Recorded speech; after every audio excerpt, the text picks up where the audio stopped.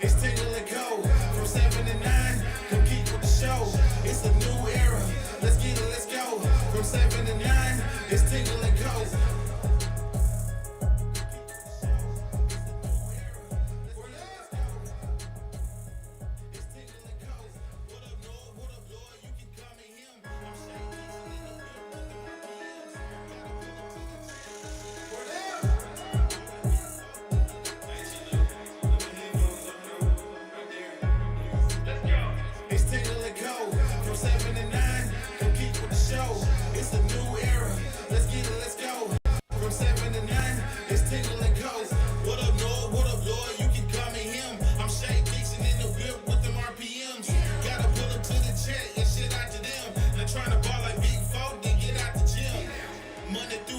From 7 to 9, when you see that notification, we about to go live. Hit this track and do you dance like you Karen Lacey. Run it back the time, Matthew to the house, baby.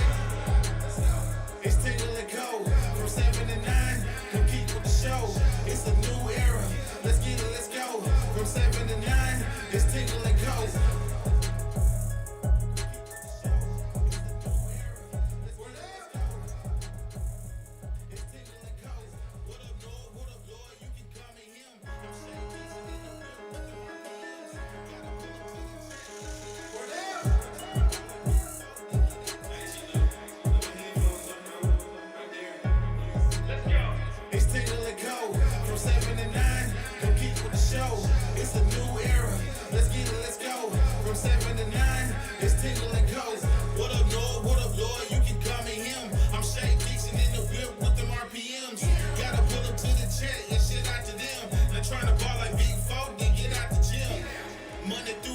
From 7 to 9, when you see that notification, we about to go live. Hit this track and do you dance like you Karen Lacey. Run it back the time, Matthew to the house, baby. It's Tingle and Co. From 7 to 9, come keep with the show. It's a new era.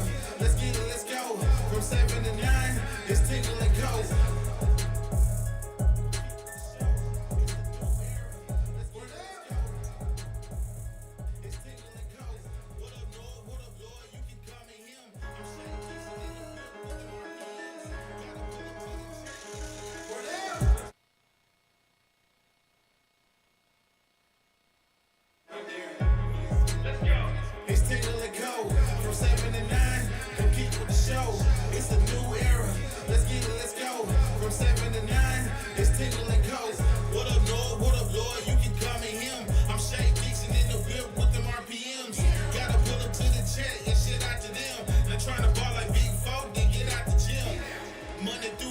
From 7 to 9, when you see that notification, we about to go live. Hit this track and do you dance like you Karen Lacey. Run it back the time, Matthew to the house, baby. It's Tingle and Co. From 7 to 9, come keep with the show. It's a new era. Let's get it, let's go. From 7 to 9, it's Tingle and Co. Recording in progress.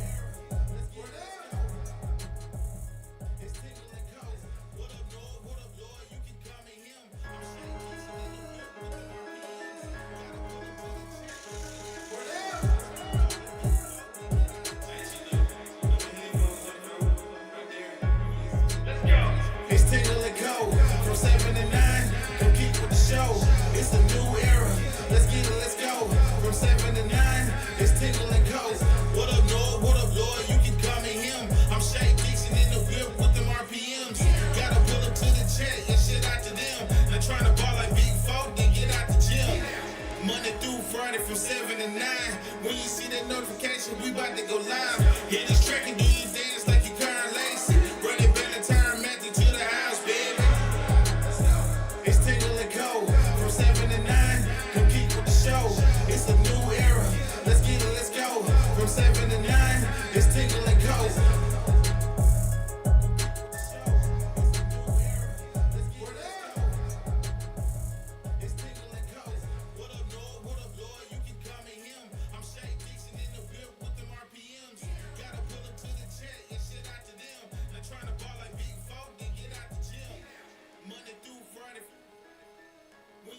Notification, we about to go live. Hit this track and do you dance like you Karen Lacey.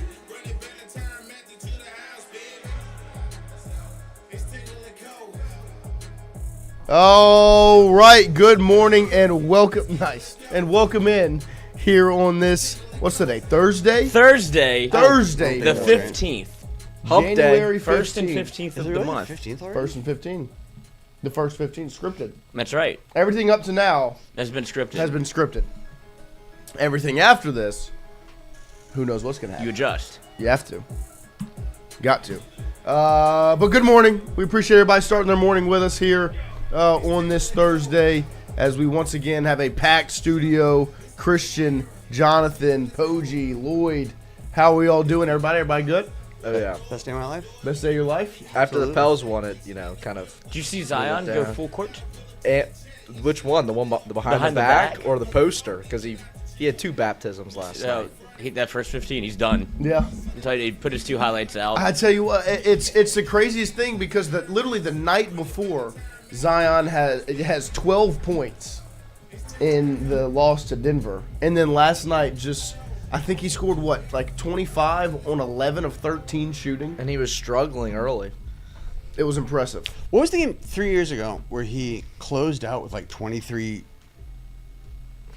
points? Like he scored all the team's 23 points Right. to beat. Was it the Suns? Yeah. The Sun, the windmill. That's a I got greatest so Pels hyped. I was in moment ever. Boston at the time, and I bought a bootleg Zion shirt. course. And he got injured a week later. Yeah, he threw down a windmill. Yeah. To be dirty, and then And started like it cursed, and I was just like, I'm never gonna get excited. No, they just he just has these flashes. Yeah. But, he But it just was so can't- good that I went to Etsy Of course. and bought a. He's been healthy this year. He has so. been. He has been. It's been nice. And I haven't bought any shirts, so hopefully it'll be okay. And that was a nice refresher last night from a basketball standpoint because the game prior to that was rough. We'll get into that, of course. We will also have Zack Naggie join us at 9 a.m. this morning. We'll get into a little gambling segment at 9:30 a.m. this morning. Of course, that'll be brought to you by FanDuel as we have partnered up with FanDuel for 2026. And we appreciate their support. Last night, LSU may have lost, but the bet cashed. Plus 4.5 to cover at home. A home dog, and they lost by 1 at the buzzer. Lloyd, your bet didn't go quite as well? I have refrained from gambling on LSU men's basketball because what I want to do, Outside of your $11,000 national championship bet. that's LSU baseball. Yes, of course. You I made think one I for did basketball, you don't I remember. did put like $1 on the men's basketball. I do it every year just Yeah, in of case. course. Yeah. It's just called being a fan. If I were to gamble, Yeah. which I do like to do, I dabble. Some would say more than dabble. What would the odds be for Matt McMahon to return next year? Oh, high. Like plus. 8,000. I don't even.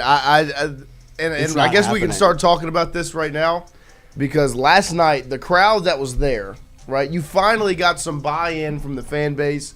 They showed up. Usually they do for Kentucky, but it was a good crowd. Like I mean, you were there. It was a decent crowd. It was loud. That place was ready to.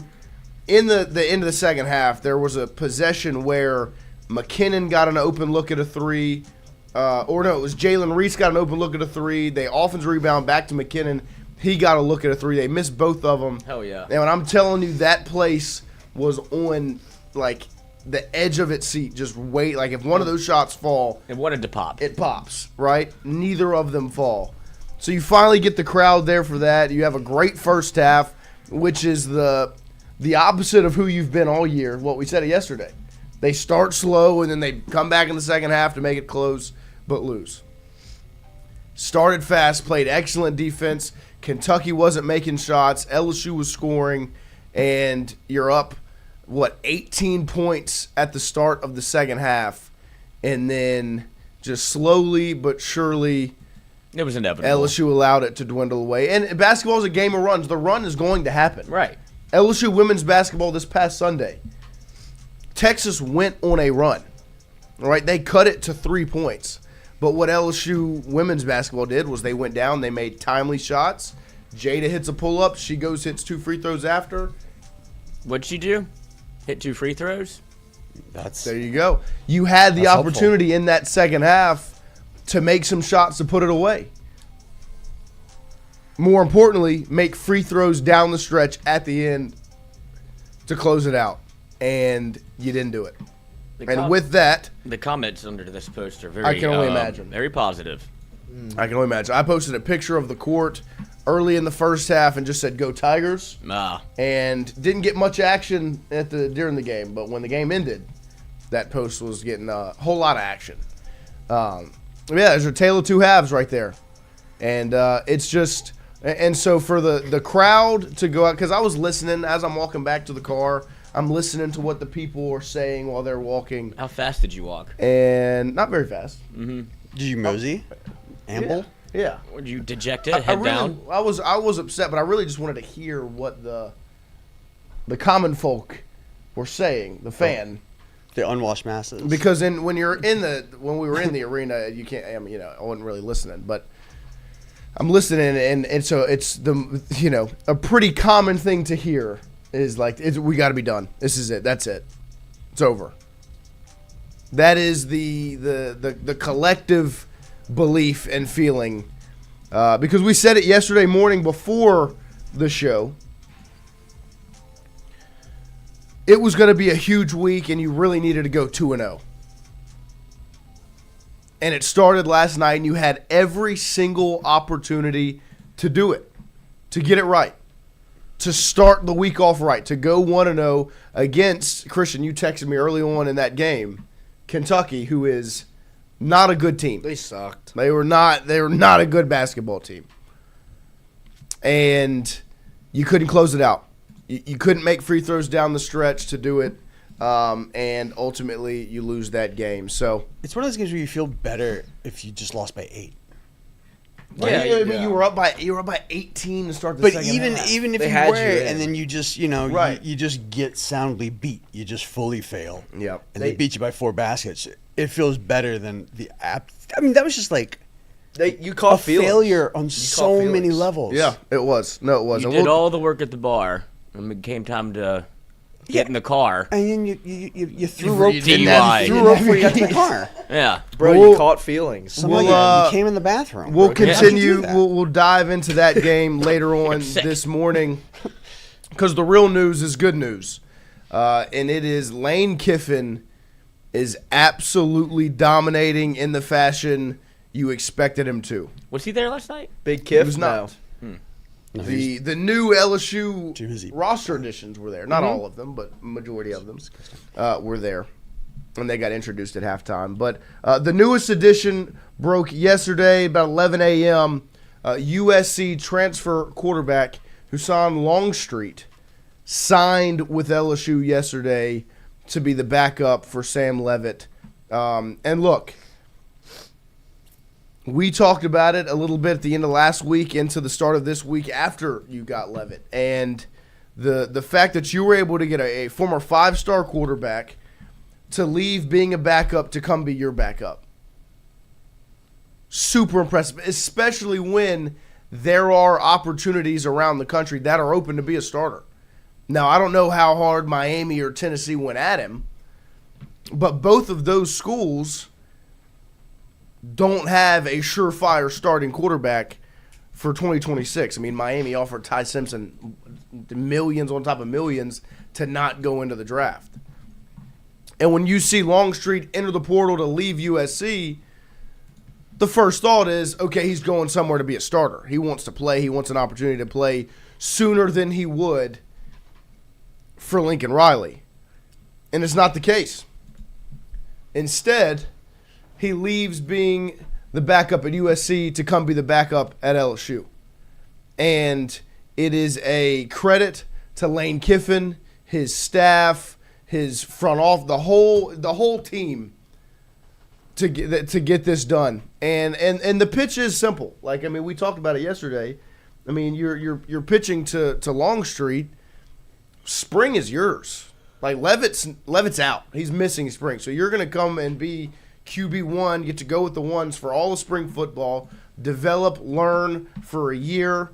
You never know what's going to happen injury-wise. Right. Look at my last number, too. Right. You might get a chance to fucking Heisman final, like, to play. Contender kind of. Like you saw what happened at Ole Miss. Simmons goes down, Chambliss steps up, plays well, keeps the job. You saw what happened at LSU. Garrett Nussmeier, Michael Van Buren didn't anticipate to burn his red shirt or really play start last year.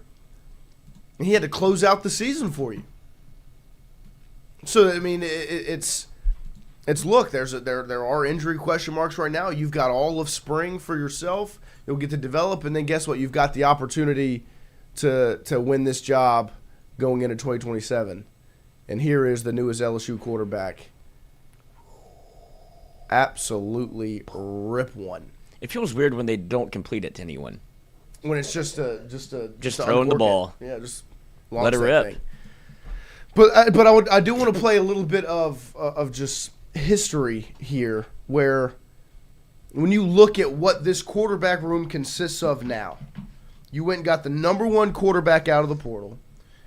You followed that up with the number 6 quarterback out of the portal, a former 5-star to be your backup, and then probably the top FCS quarterback out of the portal to come be your developmental third guy in the room, who also is extremely talented, versus where the quarterback room was, well, I guess we'll say last week, where there was nobody in it, or you flash back to even during the season at the end of the year when it was just Michael Van Buren and Emil Picarella, to even before that where you were having to move Jawan Johnson to quarterback last spring because you only had 2 guys in the room.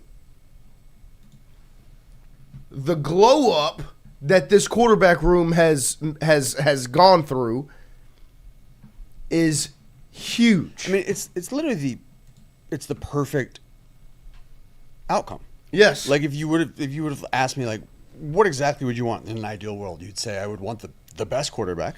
I would want somebody, like with 3 years of eligibility, it's a 5-star guy, and then, an up and coming prospect from some small school as my third option. And you it would never happen. Right. If you would have told me when people were saying like they want Leavitt and Longstreet, well, first off, it didn't look like getting both. It didn't even look like you were going to get Leavitt a week ago. But it was like, well, there's no way you're going to get both. They're both in the portal to be a starter. You're not going to get both of them. And then on top of that, they're both going to want a bag. And once again, money, not a problem. Well, and it's even more interesting the way that this started and the way it ended. Like even with Lane Kiffin, where you go from Sorsby, and somebody like, well, LSU is in the market for a quarterback, and it's because you start pitching yourself on this idea of like, okay, we just go into Texas Tech, girlfriend plays volleyball there. It's like, done deal. LSU comes out of the woodwork. It's like, he's going to take a visit. Don't get him, right? And then you go, wait a week or two, and it's like no motion in the portal. It's like, what is LSU going to do at quarterback? And then you hear the Leavitt smoke, and you start to see it. Get him on campus. When you're about to close the deal, you don't close the deal. Right. And then because you tried to get a third quarterback. Damon Williams enters the portal. You're like, wait. Wander.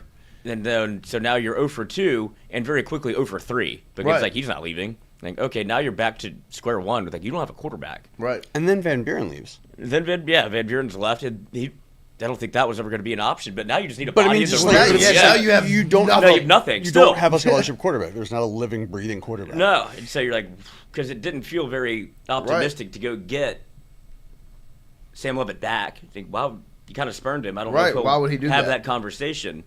And then you continue to, and then you get a quarterback from Elon. You're like, is this what LSU's going to do? And you start selling yourself on the belief of Landon Clark, baby, turn anybody into a winner. Right? Let's like go. He just did it with Trinidad Chambliss, a story we've never seen before. Let's see if we can do that again. Yeah, just everybody. You're the only one doing that. Everybody can take an FCS quarterback and just make him into a Heisman easy. contender. It's no and problem. so you're like, okay, that's a body in the room. It's not hard, right? And then you have, and then you fast forward 72 hours. And it's like, Leavitt's coming to LSU, and then you fast forward 48 hours. Hassan Longstreet's in the portal, and it's, well, he's looking for, obviously wants to be a starter somewhere. You see how the USC situation played out where they didn't give him an opportunity in the bowl game, and they said that they would, so obviously he felt lied to. He's like, fine, I'll leave. It's like, well, he probably wants to play, clearly. And it's like, so why would he come to LSU? Doesn't seem to be the case. Comes to LSU, so now you have a 5-star quarterback that's a backup, and Sam Leavitt as your starter. And then also you have the project. Right. It's like, now you have 3. And it just, from where you were and how kind of winding the road was. It wasn't pretty, but the painting ended up very nice. Right. Well, better than very nice. Literally ideal. Right. No, Literally it is perfect. it is debatably the best quarterback room in the country. I mean, I'd have to look around and actually do the research, but the job that you've done, and I say that to say this is why you hire Lane Kiffin. The way this has played out over the last 72 hours is the reason you go and you tell and you identify Lane Kiffin. You get rid of the last guy and you go get the hottest name on the market. This is what you get with Lane Kiffin.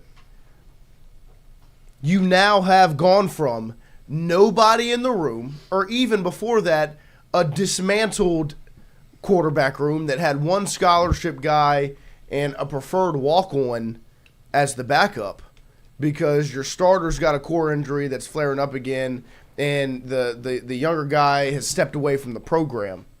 Okay, all of those things going on. You fast forward, you plug and play Lane Kiffin, you now have one of the best quarterback rooms in the nation going into 2026. With the number one quarterback out of the portal as the starter, a former 5-star number 6 quarterback out of the portal as the backup, and the top guy out of an FCS program as your developmental third guy, right? That are going to, and those 2 backups are going to get to work and develop over this spring and through this year, while you've also got the number one guy in Sam Leavitt. The job that Lane Kiffin has done since getting here, this was the pitch. This is why you go after Lane Kiffin. This is why you're excited about Lane Kiffin being your head coach. Because he told you January 2nd through 16th, be ready. And then they've gone out, and bigger than just the quarterback situation, they've rebuilt the wide receiver room. They've retained your 2 running backs and have added 3 pieces there. Defensively, you went and got one of the top edge rushers, a former 5-star. You've helped shore up that defensive line. You add Ty Benefield, who's probably one of the top DBs out of the portal, into your defensive backfield. And you've held on to DJ Pickett, Harlem Berry, Gabe Relaford, Dominic McKinley, Trey Green, PJ Woodland, Jaden Breaker. Go down the list of Braylon Moore, all these pieces that you've been able to keep in-house. So not only have you gone out and put together the number one portal class and rebuilt this offense from a box of scraps. It wasn't even a box. You box is empty. You had an empty wide receiver room. You kept one guy from last year's roster at wide receiver in Phillip Wright. You've held on to a handful of offensive linemen, but your starting line, you've held on to 2 guys from the starting offensive line with Moore and Weston Davis. And you kept Solomon Thomas, which is, right, I think, an overlooked piece. Running back-wise, you thought you were going to have nobody. And then you hold on to both Berry and Durham. Quarterback was empty. And now you've got debatably the best room in the country. It would have been cooler if it happened at midnight on January 2nd. Of course. Just because we were here. But, outside of that, I guess when it's fucking perfect, man. You look back on it, a little bit naive of us to. We got excited, right? But it would be because if it does, everything happens at 12:01. That does could lead to the conclusion of people maybe wondering tampering. Yeah, what's been going on? Like, we talked to the whole time. They're like, gonna ready visit to go and stuff, right? They're gonna want to go to the school physically. Slow burn. As opposed to, we've everything's clearly not, been tampering. We signed everybody at 12:01. The NBA free agency deadline. Yeah. Go lock DeAndre Jordan in Doc Rivers' house. Still, the commitment. But this is it's incredible though. 1,000. This is exhibit A of why you hire Lane Kiffin as your head football coach, and why all of the noise that people wanted to throw at LSU and tweet at LSU fans and everything the Ole Miss fans wanted to say, and we kept Lacey, we kept Chambliss, you're not getting our roster, but you're tampering. The whole thing, like, what's going on over there in Baton Rouge? You're losing all your players. Frank on the sideline and an Ole Miss hat. Right, all of these things that have just been pushed and thrown at LSU over the last month. Lane Kiffin's leaving Ole Miss to go win a national championship. Well, they're one game away. Well, they lost. And now Lane Kiffin has gone on a run since that loss to build LSU into exactly what you expected it to be under Lane Kiffin. I mean, better. Honestly, better. Really? I mean, I thought yesterday when we were talking about Staub, I thought that was the ideal backup option. That was like a plausible. Yeah, you're AJ guy. Swan. Yeah, it's like it's a dude that he's got some snaps at a big school. It's something you can kind of work with as a backup. If he has to play, you're fucked. Right. Well, no, but I mean, like that you have. I will remember the Elon boy's name soon. Landon Clark. But that's a good second guy that has some big school experience, and I was like, yeah, that's like as good as you could possibly hope for. Because who else is gonna? And then he gets 10 steps better than that. But it felt like if those were your two, if it was Landon Clark and Staub, you're like, this isn't really what you expected from Lane Kiffin, correct? Like it's not. As backups, that's what I'm saying. But there was a week where that's your starters, right? Like that's all you had in the room. No, you were talking yourself into us Monday morning of the. It'll be interesting. Trust Lane Kiffin, right? Right, and obviously trusting him has worked out because now you've got a stacked quarterback room. So you're not having to trust that he's going to turn Landon Clark into a starter. You're now trusting that he's gonna close deals and get the job done, and that's what he's done. And you've been able to spin the Sam Leavitt injury into a positive, where that's why Masson Longstreet wants to come here. It created a sales pitch. Exactly. Come win the fucking job. You'll get a chance to play. It created a sales pitch in. We've now got this spring window we can use as a tactic, not really a tactic, but an opportunity for a guy like Longstreet to say, look at this wide receiver room we've built, look at 14, look at all these things, these shiny toys. And if you really want to learn and develop, you're not going to have a better opportunity. If it came down to him going back to USC or staying at LSU to be a backup at either spot, the spring window pitch is a huge difference in the two, where it's like you're going to go get to spend the spring as the guy. Right. Also, it tells me he's a competitor, because it's the kind of like nut up argument where you're like, hey, look, dude. It's not guaranteed, but you're not guaranteed. Like, there's this guy ahead of you, but like, you think you're good, right? Like, you believe in yourself. Well, not only that, but come fucking try and take it. If I'm a backup quarterback, I'd much rather be in Los Angeles in 2026 than Baton Rouge. Like, to be honest. And he chose Baton Rouge over Los Angeles. Yeah, clearly he wants to play football. Yeah. No, I mean, that's a valid point. You think Los Angeles is better than Baton Rouge? I think as like a college student, I'd much rather be a backup quarterback. I think by anybody, Los Angeles is a better city than Baton Rouge. That's not a hot take. Even though we love it. We love BR, but I'm not paying those taxes. But yeah, okay. It's a credit. College millionaire. Yeah, I'm sure. It's a credit to the job that Lane Kiffin and his staff continue to do to get these deals done, to get these guys on campus and get them signed.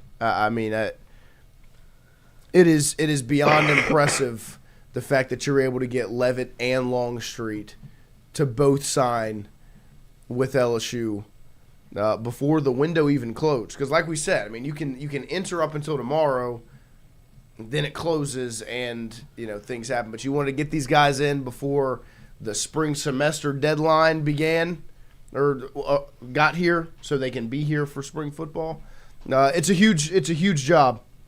Are they just not going to school this semester? Just all these dudes? No, they will. No, they're going to school. So they had to get in. There's a deadline in the middle of this month for spring semester where you have to be enrolled at the school prior to that. Then you can start and spring. Then it's the drop date. Even though school started on Monday, there's this. Yeah. Okay. They make it work. It's probably the drop date, huh? Like for Probably. Yeah, it's gotta be the drop date. I just didn't know if dudes just like, well, I'm just here to play football. I'm just going to sit out a semester. I don't care. Play football. I'll be here when my question now is sports start. Expectations for 2026. Now, this being your backup quarterback, so to speak, shouldn't change the expectations all that much. But now it's not over. You still need to add offensive linemen. You need a left tackle. And it'll be interesting to see with the Jordan Seaton noise and the money there, because money is probably the biggest obstacle on the Seaton. Yeah, that's going to be that's a bag race. He's going to be commanding quite the check. But as we've seen kind of this team develop, they introduced players last night at the men's basketball game. And do what? I was just giving a Twitter search for Jordan Seaton. Uh-huh. We already have Leavitt. He's doing some recruiting, as he posted under his Instagram. He's in there, baby. Let's go. So, quarterback trying to recruit his left tackle. There you go. I'd love to see. I'd rather him be involved than not. Yeah, no, it's good with me. And on the basketball front, also a little bit of breaking news. I don't know breaking, but some news. LSU expected to hire North Carolina State's Adam Clark in a high-ranking front office capacity. He has been Associate AD Chief of Staff at North Carolina State since 2019. Worked at Nebraska as Director of Football Operations. I'm not a smart man, but I can put 1 and 1 together to equal 2. This is posted by who? A bit of a runway Matt hire. Zenitz. What's his position? Because he looks like Joe Sloan a little bit, which works. Well, he's a front office guy. He's not going to touch Okay, football. no, we're good. We're Yeah. like Joe. You don't have to play. But it's just interesting timing, as it were, considering what happened last night. North Carolina State, obviously he hired Will Wade. Is this not football? This is basketball? This is just athletic. It's just athletic. This is just department. athletic in general. Yes. Okay. Yeah, welcome back, Will Wade. Yeah, that's what it feels like to me. Yeah. Or at least it's like a all. Well, you just lost hire, in a disgusting fashion on the basketball court. Everybody is pretty much saying you're gone. And now if I'm Matt McMahon and I wake up and look at Twitter and see this news, I'm like, yep, I'm probably fucking gone. They just hired the coach that everybody loves in Baton Rouge. They just hired his boss to come to Baton Rouge. I would imagine his next phone call would be to Will Wade. It does like it's not like a BK thing where you're kind of happy to dance on his grave. No! Like, No, not at all. I like But I would. McMahon a lot. okay, but it feels a little ghoulish being like, oh, get him out of here. Let's bring in our boy. But Yeah, that's Let's what I'm be saying. realistic, At some though, point, right? you have to make hard choices in life. Well, and this I never have. on the McMahon front, Back to it. everyone has the line. He's a great guy. Mm-hmm. You love it because he is. He's a good guy. He's nice. He hasn't caused anybody any issues. He hasn't. God-fearing man, I'm there's sure. been no problems. He is a good basketball coach from an X's and O's standpoint. Everyone's heard that pitch. Outside, and I do hate doing this because the 2023-24 season did happen. They went 9-9. But other than that year, that's how many SEC games have been won. I'm counting it on one hand. you have two hands. I do. You could use the other one. 5. If there were wins. That's year 1, year 3, and now this season where you're 0-4. That's really bad. You've won 5 conference games. And so, there are a lot of factors that go into it from outside. Do you have the money to be? This was the first season there was really any financial support.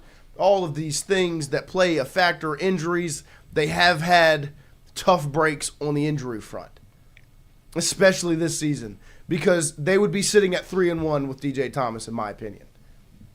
But he's not here. But and you weren't prepared with a contingency plan for if something did happen. And at some point, 5 conference wins in a 3-year span, it's business. Yes. And that and this is not meant to be disrespectful to Matt side. Let's see. Pause it right there. What are you wearing? Purple quarter zip. Nude. Yeah, of No, course. it's No, Noah's there. I could probably point him It's out. the fully nude Yeah, man. Chris could probably find me. Go up a little bit. Ooh, The magnificent hog. right it there. might not be in sight. I don't know. That's all right. Max is a but to my point, this isn't disrespectful to Matt McMahon or LSU. 5 conference wins, and I'll even say 14. I'll include the 9-9 season. Okay, now it's 14 conference wins in 4 years. There's 18 conference games a season. And if you're just going to look at it, you're going to take emotions and thoughts out of it, you can't win in the conference. And I think I could probably name all 5 wins in those out of 3 years. In year one, they beat Arkansas in game one of conference play. They beat Missouri in the SEC championship. And then last season, they beat Oklahoma and Jeremiah Fears. They beat South Carolina, and they beat Arkansas. There's your 5. I can remember them because it's only been 5 of them. Now, 23-24 was fun. It sucks you were bad in the non-con because you probably could have got it in the tournament had you handled business, not lost to Nichols earlier in the year, that season, whatever. But my biggest thing with last night is you finally got the buy-in. You finally had the crowd there. You had fans there. They were invested in the game. They were the whole thing. And then that happens. An 18-point lead disappears in this basketball perspective. He absolutely cannot catch that ball. Everyone has seen it's the Christian Laettner play. Everybody's seen it on every highlight clip ever of all time of college basketball. Everyone has seen the full court heave to Christian Laettner, who catches it at the elbow, turns around, and hits the jumper. Everybody's seen it. If nothing else, put somebody in front of the tall guy. Well, just 12 feet from the basket. Just have a guy standing in front of him. The craziest thing is all you have to do is get a hand on it, and the clock starts. Right. It was 1.6 seconds. Like, literally do anything. Don't let it be a clean catch and turn around. A free throw catch turn. Like, and when he called it, I mean, I'm standing where was right everybody? Here. I'm watching it. He catches it, and I was like, that's it. That's game. And well, Cordell, the reason someone's guarding the inbound is because if you can tip it there, it starts the clock early. And so there's nothing wrong with that. That is how you line it up, but you just can't let that guy catch it at the elbow. And Robert Miller, and I'm not bashing him specifically, but he was the one that steps in front. You've got to get a hand on that ball. You absolutely have to. That's your one focus. Isn't catching it, is just get a hand on it. But before that, right? Because that play sucks. But it's not like it was this, because I could talk myself out of it on losing like that if it had been a back and forth affair, right? If it had been since the jump, it was a hard-nosed, grinded out basketball game where whoever got the ball last was going to win it, you know? We've seen football games like that, right? That wasn't the case. You were up by 18. You were in full control of that game in the first half. And you came out in the second half flat. They came out flat. They defended hard in the first half. Kentucky didn't shoot it well. But you were able to score in the half court. You were able to get some things going. Sutton was making open shots, all of these things. In the second half, Kentucky was going to start hitting shots. It's basketball. It's a game of runs. That's the sport. Everybody knows it. And at some point, they were going to start making shots, so you needed to do something to combat that. Okay, the effort defensively was not up to the level you would want to see it from a team that's going to close out that game to win it. There were a handful of threes that were just warm-up shots. Kentucky was getting great looks at the rim for warm-up threes. They went 7 for 9 in the second half. And there was one time they got a warm-up three, they miss it, they got the offensive rebound, got an even better look. Right? It's just that's not winning basketball when those things happen. And then my real concern and my real issue with last night, God, they scored 53 in the second half. Last night, the half-court offense in the second half had no life. I looked at Max, my younger brother, when I was watching, and I asked him, what is the goal? Like, what do you think the goal is of this offense right now? Because a lot of times you can tell what a team is trying to get to on offense. They're trying to get to a high-low, to a post feed. They're trying to get their point guard to turn the corner off of a ball screen. They're trying to get a handoff to a shooter. Excuse me. You can tell what their goal is offensively. There were a lot of times in the half court last night, and this is a credit to DJ Thomas because that's how important he is. It was just a UCLA screen from a big that turns into a ball screen. You come off the ball screen, you swing it to this guy, he turns around, he hands it off. They can't turn the corner, and they keep passing it around the perimeter. And the Nwoko isn't fronting in the post. Instead, he's kind of shielding off the guy that's fronting him, and normally DJ Thomas will throw the pass over because he's that confident. There were a handful of times they tried to throw lob passes, and it's going off the rim or off the backboard, and it's just not. And so the offense just didn't have any life to it. There was one really good half-court set at the end of the game on the Sutton putback when McKinnon got to the left side of the rim, misses it, Sutton puts it back, where they ran these screens through, and then it was a ball screen. He was able to turn the corner. That one actually had, like, I could see the goal of it. But there were so many times in the half-court offense, I just wasn't sure what they were trying to get to. I do. Zeros on the clock. Just milking it.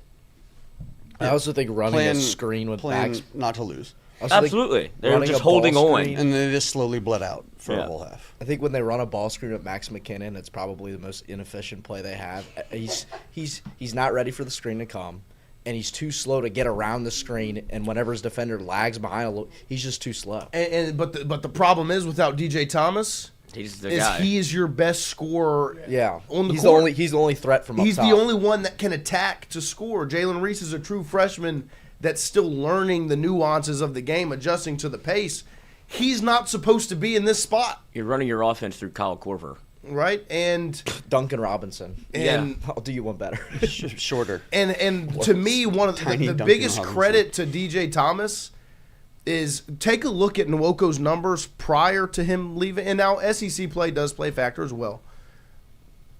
But if you just go look at the way Nwoko was playing with Thomas to now, he's not getting the same looks. He's not nearly as aggressive. He's not getting the ball. He's not getting shots. Yeah, because a guy like that's not going to create. Because the point guard's gone. It's and I saw someone tweet back at Wyatt yesterday. His energy's different. Right, the whole thing. Yeah. And you know, Wyatt said something in response to a Twitter reply and was like, well, when you take out their best player, that, you know, those things can start to happen. Someone was like, well, basketball is a team sport. It's more than just one player. That's true, yeah. You should know how to run an offense with a little bit of intention. Right, but DJ Thomas is the engine that makes this thing go. Now, DJ Thomas isn't the reason you gave up an 18-point lead.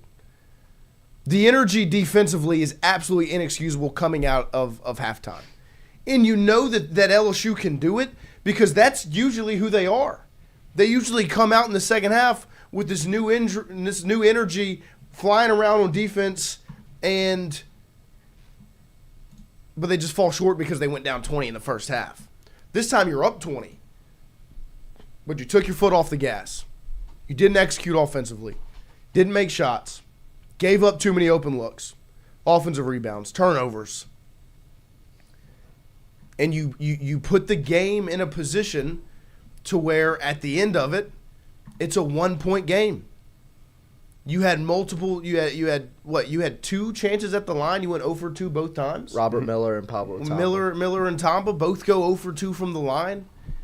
And Tamba went 0 for 3 earlier. And if those free throws fall, right, one of each from those guys, it's a 3-point game. That's a lot harder of a shot to put in the position. But instead, you're up by 1, and you've got to pray to God that you can hold on. And you got to break with the possession. When Kentucky had the ball and you were up by 1, they missed that easy shot and then gave you the ball back. And so it's like how many? It's on a plate. I don't want to eat that. It's tough, and so it is unfortunate the way it played out yesterday. But that it just the word I used yesterday talking about the South Carolina loss, it goes for the Kentucky loss as well. It's inexcusable. You have to close out and win that game. Everything was on the line. You had a crowd. There was excitement. People were invested. As a fan of this sport, of this school, of this program, it was a sight to see fans in the seats invested in the game. And it was wasted Because you gave up, you lost an 18-point lead, and then you didn't execute at the end of a game to win it.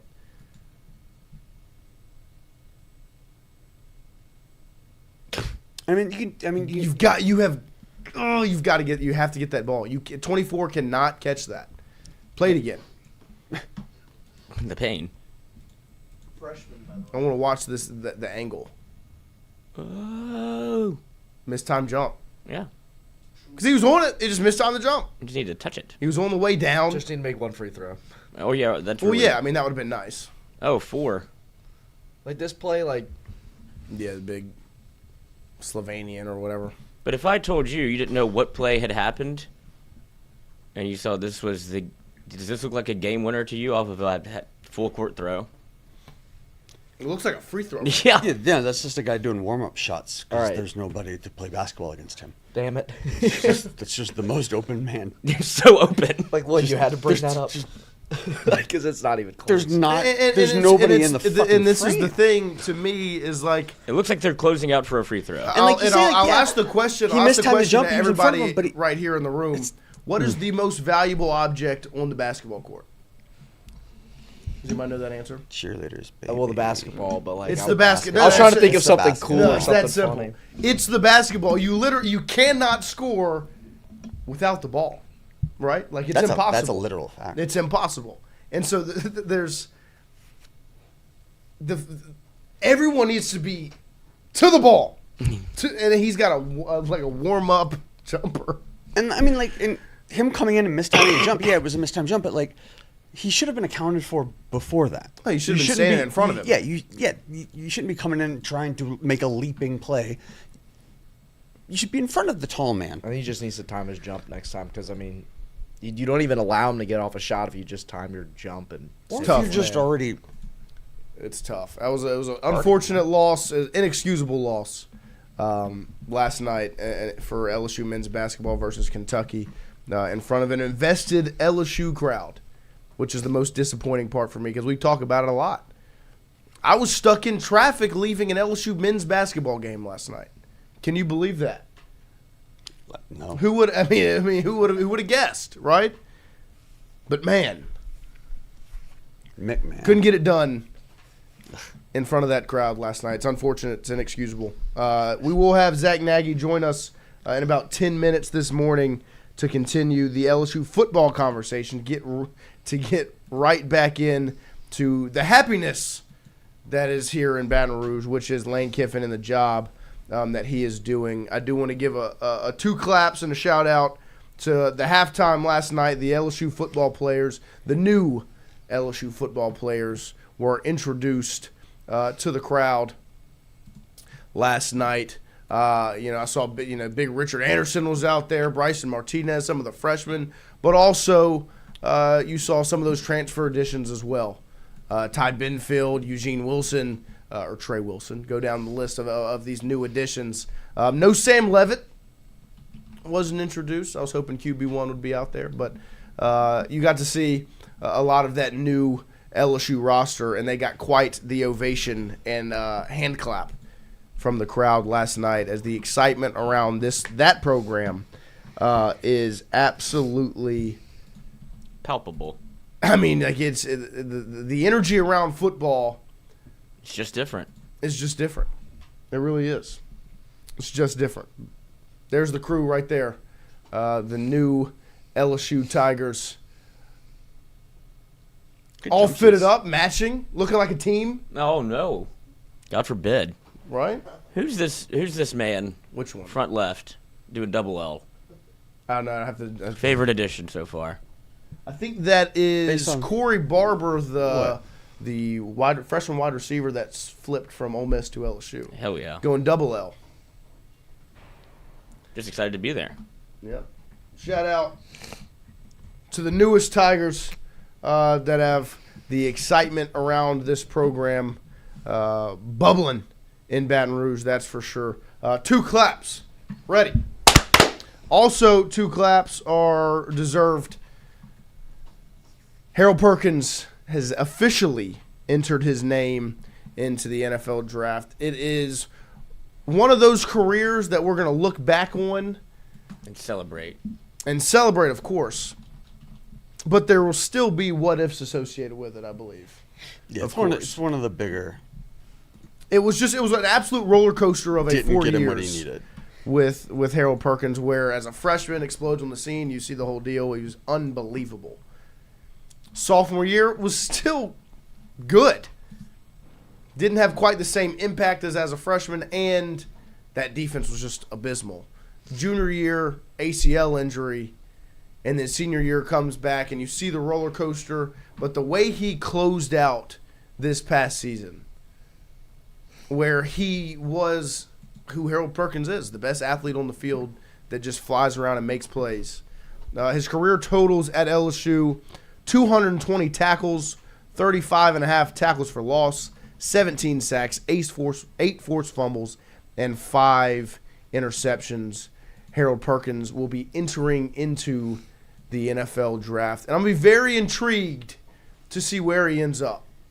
Because if he ends up in the right situation with the right coach, right, one of those defensive-minded coaches, whether it's a defensive-minded head coach or a defensive, a really talented defensive coordinator that sees Harold Perkins and the athletic ability and the talent and just goes, I want that. It feels like a classic Eagles pick from the last few years. Right. You know, where he's going to be a little undervalued probably just because didn't live up to the absolute hype of the first year. But like first Vic round Fangio, talent, not going to be a first round pick. Yeah, but I mean, like somebody could get him at 31 in the first round, and if he goes to a great team, it's like, well, yeah. Then when he's like a rookie of the year competitor, you're like, oh, well, why didn't everybody look at him? It kind of seems like it's almost a no brainer. That's what's going to happen. Yeah. No, I mean, he's going to test off the charts. Pro Day is going to be impressive to watch Perk out there. Vic Fangio had him. Yeah, right. Like there's going to be a coach who's going to go out there and they're going to get Harold Perkins. They're going to be happy about it. But Harold Perkins headed to the NFL draft. 2 claps. Ready. Nice. Good job, guys. We've also got. Thank you, Poji. You did it. You were there with me. I didn't hear you, Lloyd. It was Lloyd quiet. did do it. I did. Play the tape. Sometimes we miss it, you know. Yeah. It's all right. All right, officially announced. 2 claps for Harold Perkins. Ready. Man gave his heart and soul for LSU. That's why I was upset. We also have an official 2 Gabe claps for Relaford. Garrett Nussmeier. It was officially announced yesterday. Gabe Relaford coming back to LSU next season in Kevin Peoples' edge rusher room. Shout out to Gabe Relaford. He's going to be a Patriot. Who, Harold Perkins? I mean, at this point, LSU just they've got some Pats. Well, I mean, Caleb Vaughn, Kayshawn, Will Campbell. Jalen Mills for a long time. Jalen Mills was there for a minute. But I would imagine Will Campbell will say something. Yeah, I mean that's the thing. If I'm B.J. Ojulari in Arizona, being like, Yeah. I mean, I remember that. Jay Ward in Minnesota, because there's gonna be people that are like, look at give 7 from LSU a look, because it's pretty impressive. Yeah, he's going to go test off the charts, and then 100%. all the But we appreciate stuff is gonna be everybody hanging out with us this morning. Just like we told you earlier, we are brought to you by FanDuel. We partnered with them for the entirety of 2026. We appreciate their support, and we will have a nice FanDuel segment later on in hour number 2 this morning. We're going to open it up talking to Zack Naggie, some LSU football in a quick segment right here as we continue. Get back to the happiness around LSU in about 5 minutes. We're going to take a quick break here. We'll be right back with more Tingle & Co. after this.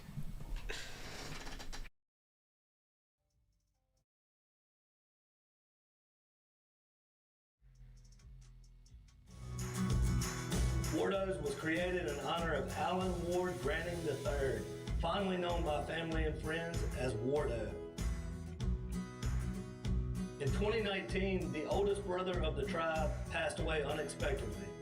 His remaining siblings and loved ones wanted to honor his memory in a special way. In 2022, Ward's family decided to combine the need for a sandwich shop in downtown Natchez with a desire to pay tribute to Ward's love of good friends, good times, and great food. Through blood, sweat, tears, and countless hours of hard work, Wardo's was born.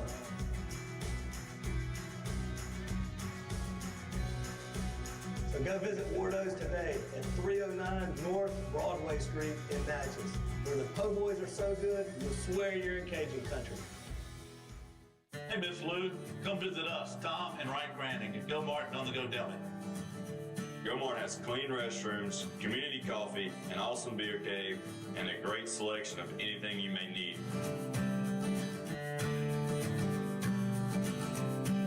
Located at the corner of Highland Boulevard and Highway 61 South in Natchez. Also stop by Wardo's Po' Boys at 309 North Broadway on the beautiful Natchez Bluff, Where everyone is family.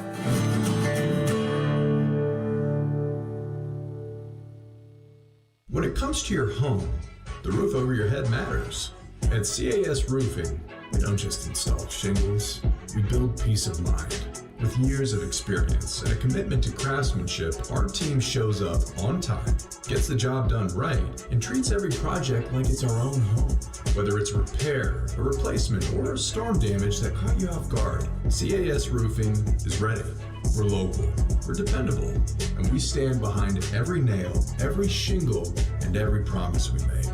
Because at the end of the day, it's not just about roofing, it's about protecting what matters most. CAS Roofing, built on trust, backed by quality.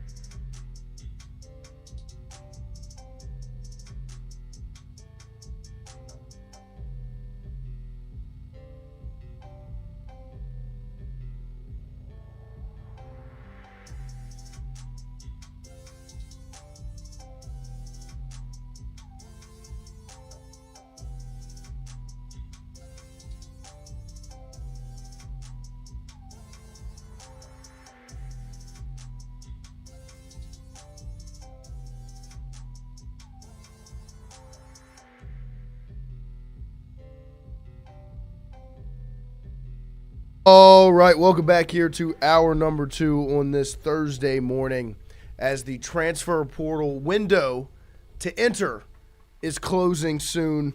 Tomorrow will be the final day of this hectic 2-week stint around the transfer portal. And we will continue the LSU football conversation here with Zack Naggie, who covers the Tigers for Sports Illustrated. Zack, good morning. Thank you for joining us. Hey, good morning, man. It's a pretty damn busy time, but everybody's kind of riding. It's been fun. LSU's cooking, and they got some more moves to make quickly. Yeah, no, I mean, there's definitely some more moves on the horizon, but the ones that have happened this week, right? When we spoke last, LSU had nothing in the quarterback room. It was bare, empty, and you fast forward to today, and they might have the best quarterback room in the country with what Lane Kiffin's been able to pull off. Talk to me about the job that him and his staff have done to get this room in the position it's in, and what the Tigers are getting in Leavitt, Longstreet, and Clark. Yeah, I mean, money talks, man. And Lane Kiffin and the staff were willing to really open up the checkbooks to go out and secure Sam Leavitt. It was Lane Kiffin's number one option. This was the guy that he wanted from the jump, and he wasn't going to take no for an answer. And we saw that. I mean, for this guy to hop on a flight and go up to Knoxville in between that Tennessee and, of course, Miami visit, I mean, it's remarkable. It says a lot about him as a head coach, a lot about the effort that he's going to put in to this program. So Lane Kiffin goes out and he gets his guy, and, of course, Sam Leavitt. And this is a dynamic player, one that gives me flashes of Jackson Dart. I know that that's a cliche type of comparison considering it's Lane Kiffin, but I'll be damned, man. The way that they play, it's pretty dang similar. So you're getting a pretty good guy in Sam Leavitt. I mean, the number one player in the portal, for crying out loud. And then Longstreet, man, he's a great player. A guy, tremendous upside, gives you a franchise quarterback, one for the future. It's a really impressive get. Again, you had to open up the checkbooks and sell, hey, you could be the heir apparent to Sam Leavitt in the future. So this is a really tremendous signing to go out and beat the likes of Miami, even Oregon, etc. To go out and win that battle was huge. And then one of my personal favorites in this entire class, Landon Clark from Elon, a tremendous player who played against a really cruddy, keep it PG, O-line. So his completion percentage, some people might look at it and say 56, 57%. I mean, it's not that great.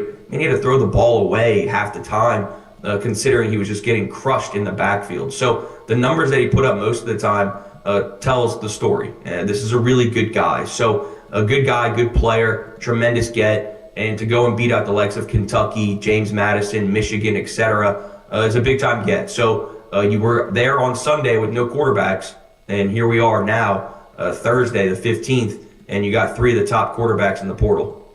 And on the Longstreet conversation, obviously he commits yesterday. And when he entered from USC, you know, it obviously set off some alarms, especially for LSU fans, because it was kind of right after the DeMond Williams deal had fallen through and he was going back to Washington.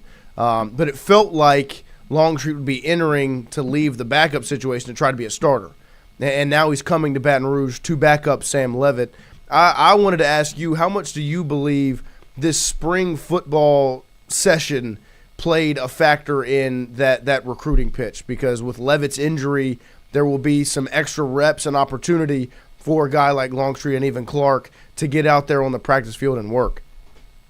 Yeah, I mean, it's a great question, and it's 100% one of the reasons why he ended up coming to Baton Rouge, the opportunity to be QB1 during spring and get some big-time reps here. And I spoke with Landon Clark at length on Monday, and he said again that was one of the reasons why he wanted to come to Baton Rouge was the opportunity to get some big-time reps under his belt during the spring. So these guys aren't scared of competition either, and that's Landon Clark's MO. I mean, this is a guy who's not scared to come in and compete against the best, even if it is Sam Leavitt, Longstreet, etc.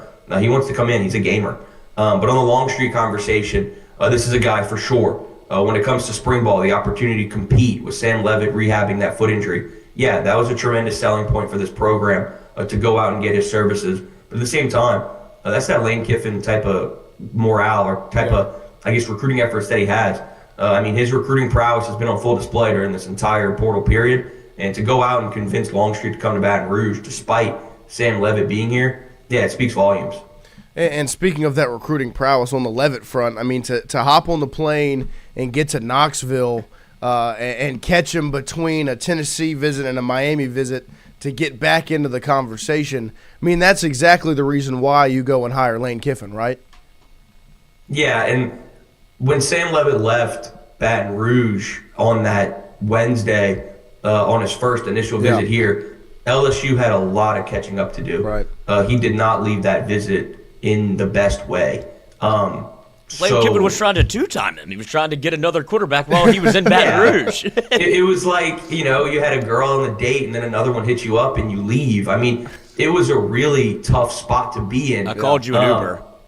And he knew it. Yeah. And so there was a lot of catching up to do. And a lot of money on the table, too, from other schools. So, man, he had a lot of catching up to do. And he did that. I mean, and again, money talks, up the offer a little bit, up the ante, and eventually got in good graces with Leavitt, his camp, and here we are. You signed the top-ranked player in the portal. You don't see this having any long-term effects, do you? Like Sam Leavitt, after what happened, he's like, I really don't even want to be here, but the money got so good that it's like, I guess I'll go play for him for a year. Like, this is the fence has been mended because you say this is why you go get Lane Kiffin. This is also why Lane Kiffin has the track record he does. He created this mess himself, and so he had to go out and fix it. But I'm wondering how the relationship is, or how do you think that will impact going into 2026?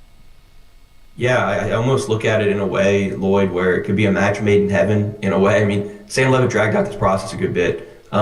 And maybe he liked the attention, which is great. I mean, he's the number one quarterback in the portal. He should love the attention. And we know Lane Kiffin loves the attention too. He loves it. This is a guy who's all over social media, a guy who's always in headlines. And for better or for worse, he's there. So maybe Sam Leavitt and Lane Kiffin can be a match made in heaven in that sense where, hey, they love being in headlines. They love being under the bright lights. And this could be one that this duo kind of thrives in 2026. And now that the quarterback room is complete, the running back room is in a much better place, and I would say complete. Same with the wide receiver room. All eyes are going to turn to that offensive line. And it feels like there are still holes to fill and spots that need to be figured out. And there's a lot of question marks around Jordan Seaton, the number one now offensive tackle in the transfer portal, who's probably going to command quite the check. What are you hearing on the Seaton front, as well as maybe some other potential on the offensive line for LSU? Yeah, Jordan Seaton is going to command top dollar. I mean, this is a guy who could get north of $3.5 million when it's all said and done.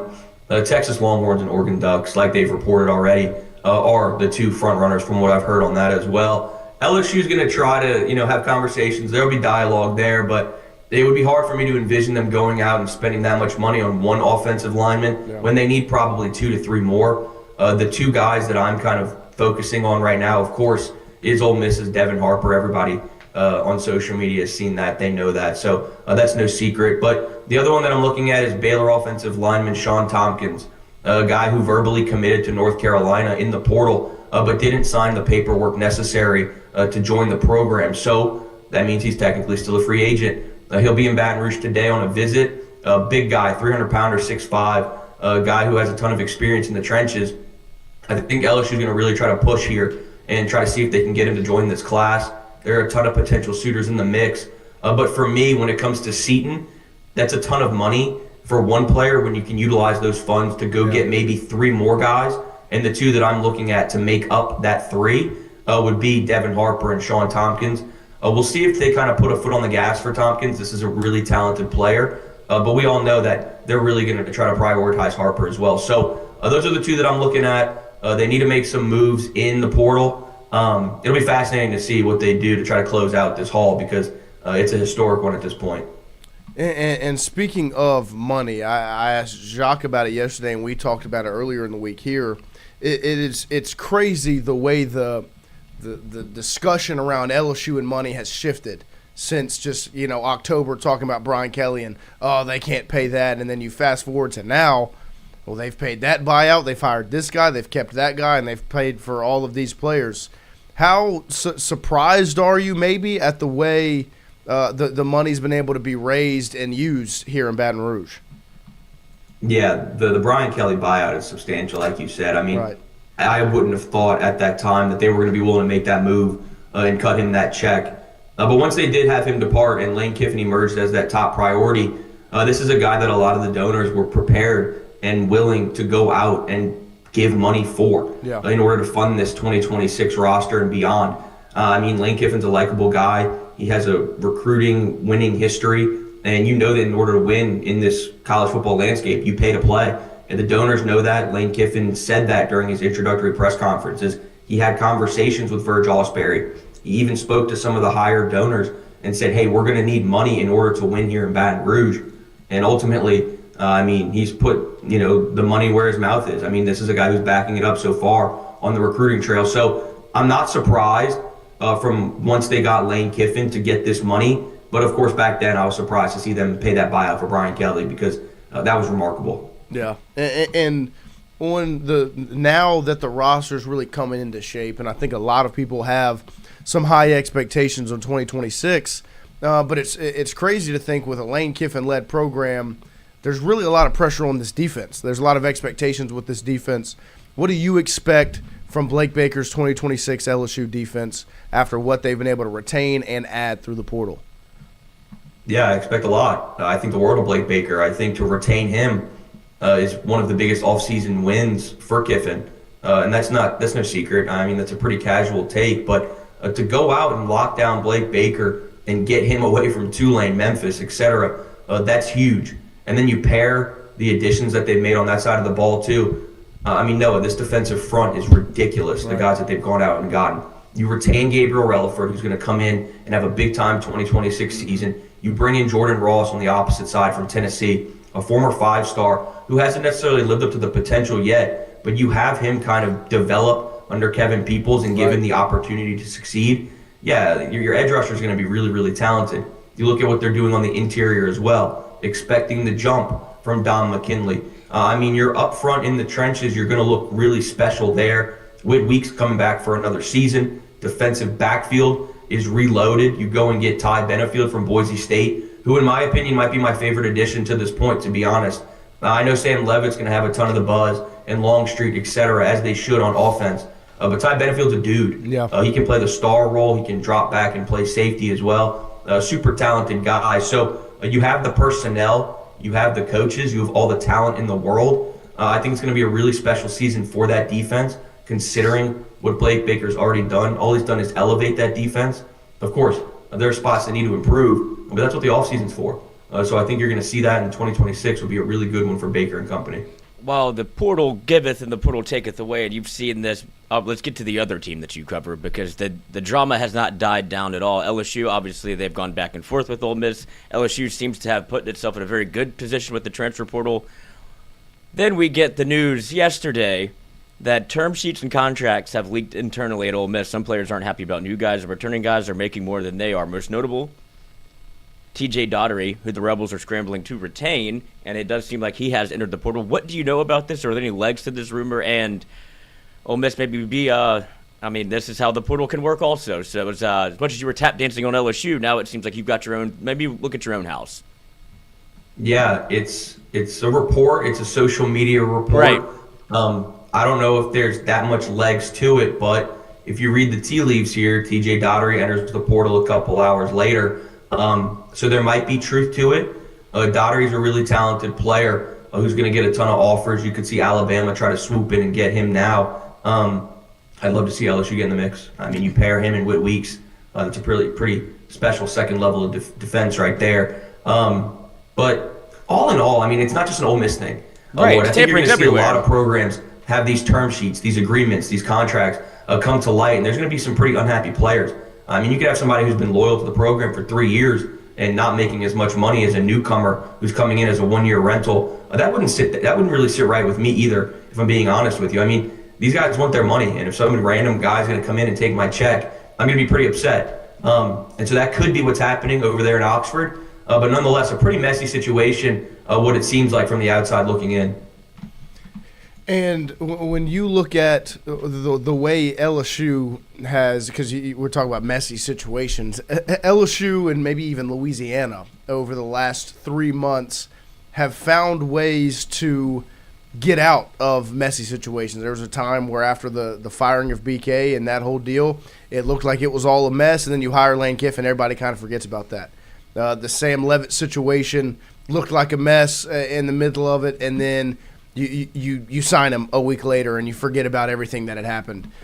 Is Lane Kiffin and LSU, we talk about it, a perfect fit from maybe the personality standpoint, but just the fact that he's got this ability to right his wrongs or get through issues like that in maybe a similar way LSU does that make it kind of a perfect match?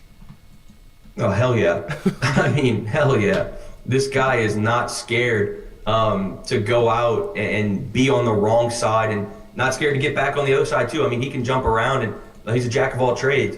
He doesn't really care about who he's making happy unless it's his players, his organization, his program. So, look, he could go out and do Sam Leavitt wrong, but at the end of the day, he went out and righted that wrong. Yep.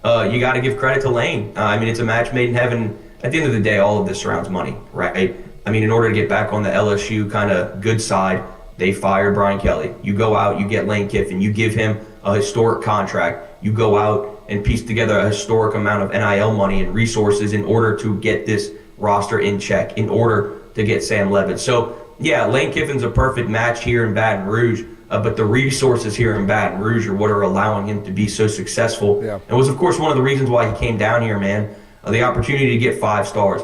Once his flight landed in Baton Rouge on November 30th, the number 1 player in America is sitting there on his doorstep in Lamar Brown waiting to meet with him. You come down even further, he's preparing to put an offer for Sam Leavitt. You're not going to see the number 1 transfer portal quarterback go to, just any school. The LSU brand speaks volumes. So it's a match made in heaven. Lane Kiffin is one who loves to be in the headlines, but LSU is also always in the headlines.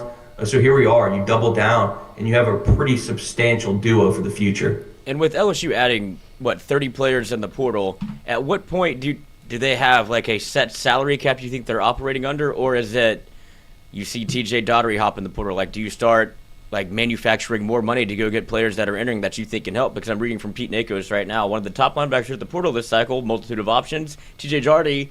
It is clear that LSU is the team to beat. Plenty of other top 20 programs will make calls to get in the mix, but the LSU Ole Miss connection in Lane Kiffin makes LSU very much a priority on his list. Yeah, this is a guy that they want. I mean, at the end of the day, I can dance around as much as I want, dude, but there's not really a salary cap that they're operating with too much. And I learned that yesterday when they got Longstreet. I mean, if you would have told me, man, that they're spending $5 million, however much it is, on Leavitt, and then you're willing to go cut a check for Longstreet, who's commanding pretty solid money. You also get a top 100 quarterback in Landon Clark. I mean, the money that they're spending on the quarterback room is ridiculous. Right. And then you see guys like Devin Harper, TJ Daugherty, Sean Tompkins, etc., other guys on their board. It's like, damn, dude, we're at 30 additions already in the portal, and you're not stopping. Like, you're willing to continue to go up and up the ante even more. So there was buzz, and from what I was told, that the roster would hover around, that $25 to $30 million mark. I would lead to believe that it's getting pretty close to that $30 million spot now. I mean, the guys that they've gone out and gotten, I mean, you have 9 new receivers. You have a ton of quarterbacks, a ton of defensive potential. So, no, it's hard for me to believe that there's even a salary cap here. It's whatever Kiffin wants, Kiffin gets, and he's really shown that over this 2-week period. And you bring up Lamar Brown a little bit earlier. I want to ask you, watching him in the Under Armour All-American game, whether it's the practices, the game, the clips, the whole deal, how quickly do you anticipate a guy like Lamar Brown to make an impact in 2026? And do you think they're expecting him to be an early instant impact type of player? Yeah, Lamar is a dude, and I really wish they could let him be kind of that Travis Hunter of the trenches and play both sides because he's such a special offensive lineman too. And if I had $1 for every time somebody asked me, do you think he plays offense? I mean, I could probably pay for Sam Leavitt. So it's a really, really intriguing player, one that I fully expect to make an impact in year 1. But at the same time, I would have loved to have seen him be a spring enrollee. This is a guy who's going to enroll in May. He's going to be a summer enrollee. So that kind of stunts his growth to a degree heading into year 1. But nonetheless, this guy's so special. I mean, I don't think it really matters all that much. Lamar Brown is one of the top players that I've seen in quite some time. Can do it on both sides of the ball, showing out during all these camps. 6'3", 285. He has the physical tools to be really special. Put him in the LSU strength and conditioning program, and it's going to get even better. So I expect him to make an impact in year 1 to some degree. You do have a ton of really talented defensive linemen, but I'd expect Lamar Brown to be one of those youngsters who makes an immediate impact in Baton Rouge. Well, Zach, we appreciate you finding some time for us and all the insight. What do you have going on over at Sports Illustrated covering LSU and the Rebels? Yeah, man. Well, we got a lot. Like we said earlier, kind of talking about TJ Daugherty. We're going to have some stuff on him later today. A ton of portal buzz right now. No secret about that. There's guys that they're targeting.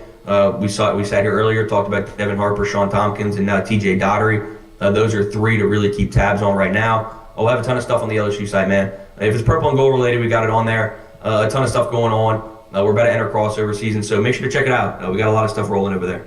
Well, we appreciate you, and we'll talk to you again soon.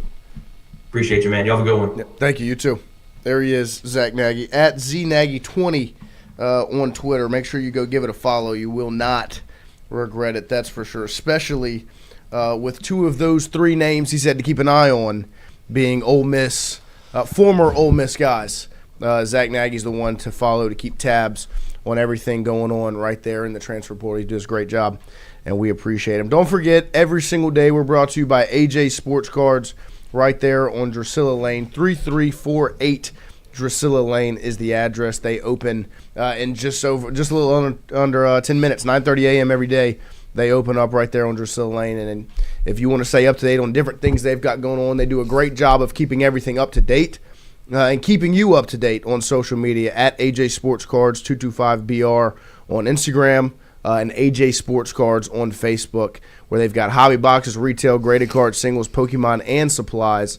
If you go follow their social media, you see everything they've got in store, and you can see the different events they've got going on. They did an awesome one that we swung by at the Crown Plaza back in June or July, and then they ran it back at the Baton Rouge Card Expo at the Elite Football Academy this past December. So really, really cool stuff they've got going on over there, and they've supported us since day one. So make sure we return the love to AJ Sports Cards, who support us every single day. We're going to take a quick break here. We'll come back. We'll talk a little college football, a little gambling with our guy Kent Padet, who does a college football show and is hooked up by our guys over at FanDuel. So we'll be right back with more Tingle & Co. after this.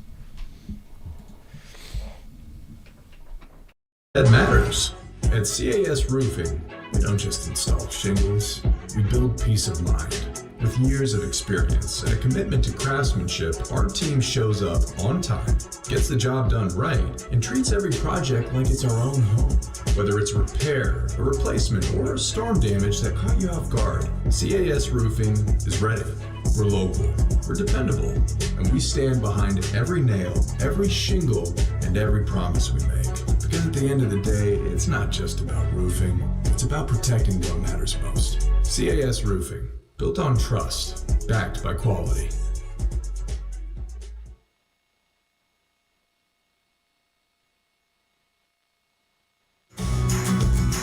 Wardos was created in honor of Alan Ward Granning III, fondly known by family and friends as Wardo. In 2019, the oldest brother of the tribe passed away unexpectedly. His remaining siblings and loved ones wanted to honor his memory in a special way. In 2022, Ward's family decided to combine the need for a sandwich shop in downtown Natchez with a desire to pay tribute to Ward's love of good friends, good times, and great food. Through blood, sweat, tears, and countless hours of hard work, Wardo's was born.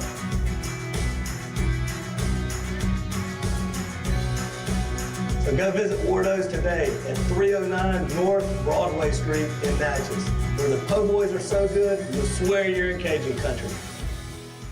Hey, Miss Lou, come visit us, Tom and Wright Granding at Go Martin on the Go Deli. Go Mart has clean restrooms, community coffee, an awesome beer cave, and a great selection of anything you may need.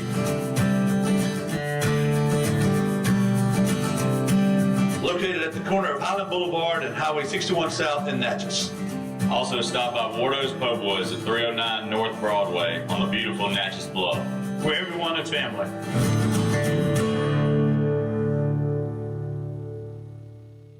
When it comes to your home, the roof over your head matters.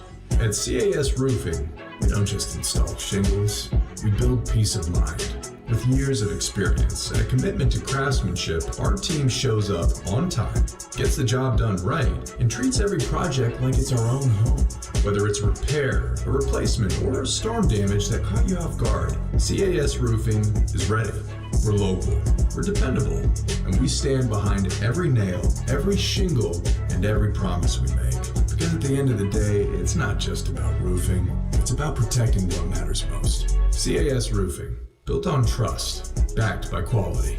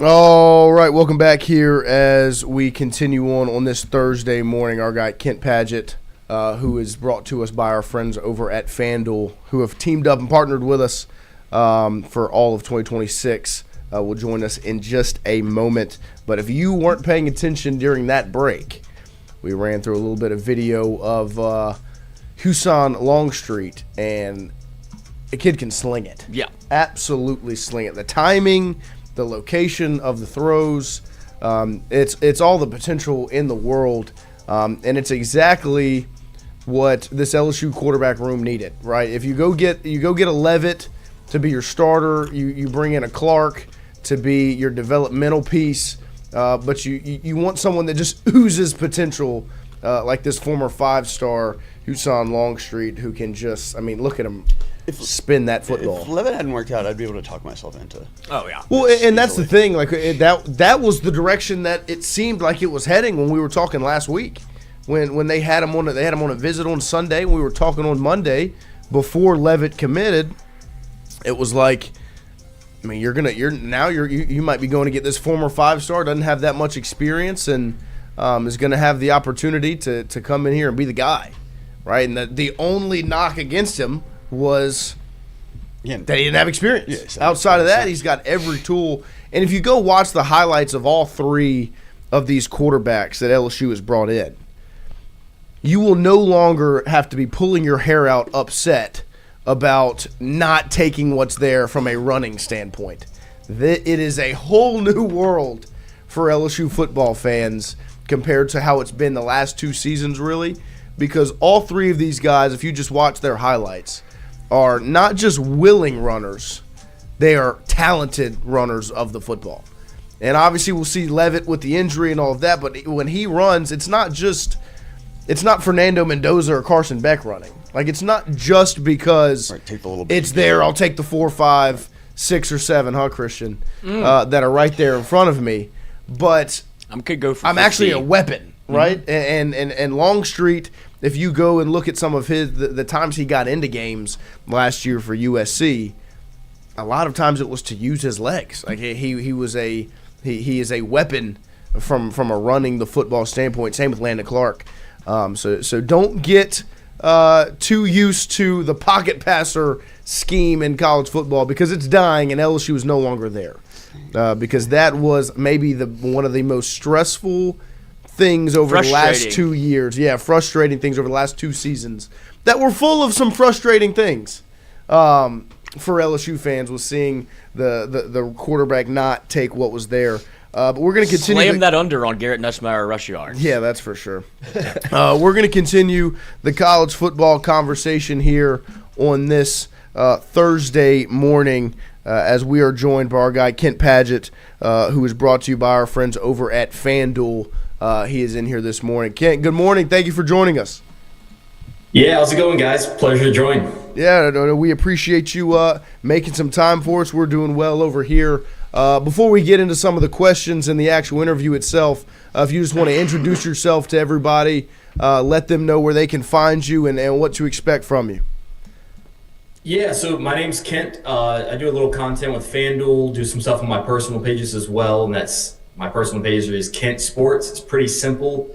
Didn't have a lot of brain power going into the name. It was just my name, Kent, and I like to talk about sports. Pretty simple. So actually, I think you got to throw a 24 on there on Instagram. Yep. Somebody had stolen the handle, but yeah, Kent Sports, man. Well, we appreciate you. We'll make sure everybody goes and check you out after they listen to this. But college football, obviously, in the midst of the craziest time, because it's both the offseason and still the season right now. I want to ask you about some off-season stuff first. Obviously, the Dante Moore announcement yesterday, I think, caught some people by surprise, maybe some others not so much. What are your thoughts on the fact that the NIL versus NFL contracts, money debate, and the way it's kind of developed over the last handful of years? Yeah, it's definitely interesting. It's like, we know there's a lot of talent at the quarterback position in college, right, but when you look at some of the guys a year ago who were projected to be top picks for this 2026 draft, it's Arch, Lenore Sellers, Dante Moore. These guys are staying in college now. And I think this is going to be a trend we see moving forward, where guys it's no longer a race to get to the NFL as quick as possible, because college is basically turned into professional 2.0. Yeah. You've got money coming in, still good competition, and even better development, I think, when we see the number of reps or the number of starts that a lot of guys have had. There's a stat I saw yesterday. It was 20 starts was the cutoff. When you look at the guys who didn't get 20 starts in college, it's a lot of your Anthony Richardsons, Mitch Trubisky's, guys that were picked at the top of the draft because they were promising prospects, right, but it just never panned out. So I think we'll see a lot more guys. They're still getting paid. They'll spend more time in college, and I think that ultimately it's a good thing. Yeah, no, I agree. I mean, I think you're seeing the development and the willingness. You know, we're in Baton Rouge, Louisiana, so right down the street in New Orleans, a guy like Tyler Shuck, who didn't, he wasn't this flashy name that you were anticipating, but what you're seeing is a quarterback that spent time in college, developed, and is able to plug and play into a pro system. With Dante Moore staying in college and some of those other names, what are you expecting the quarterback board to look like going into the NFL draft this offseason? Yeah, it's not pretty. We've got, obviously, Mendoza's going to probably go off the board at number 1. And then it could be one of those years where it's like Kenny Pickett was one of the top quarterbacks taken. Or right. I believe last year Dart might have been the second quarterback, and he was all the way down at 25 overall. So yeah. I think it's going to be another one of those years. And probably like a Ty Simpson or somebody's going to fall in love with Trinidad Chambliss just because of who he is as a person. You watch his tape, he's dead-eye accurate, he's got wheels. Somebody like that, I think they're going to go around 20th overall, but it's not the year. Like the New York Jets, tough luck, guys. Right, right. You thought you did something by getting that number 2 pick. Tough luck. No, 100%. I mean, and I agree with you on the Chambliss front. I think he is one of those guys that as he interviews and goes out there and throws, because I was beyond impressed watching him, his body of work this season. I mean, he's still kind of under the radar, but I think he's going to be one of those guys that climbs. What did you see from Chambliss this season that really caught your eye? Yeah, it's the whole package. It's the off-the-field demeanor. It's the way he handles himself in interviews. He's a true leader, and when you look at the quarterbacks in the NFL, it's almost like they're CEOs.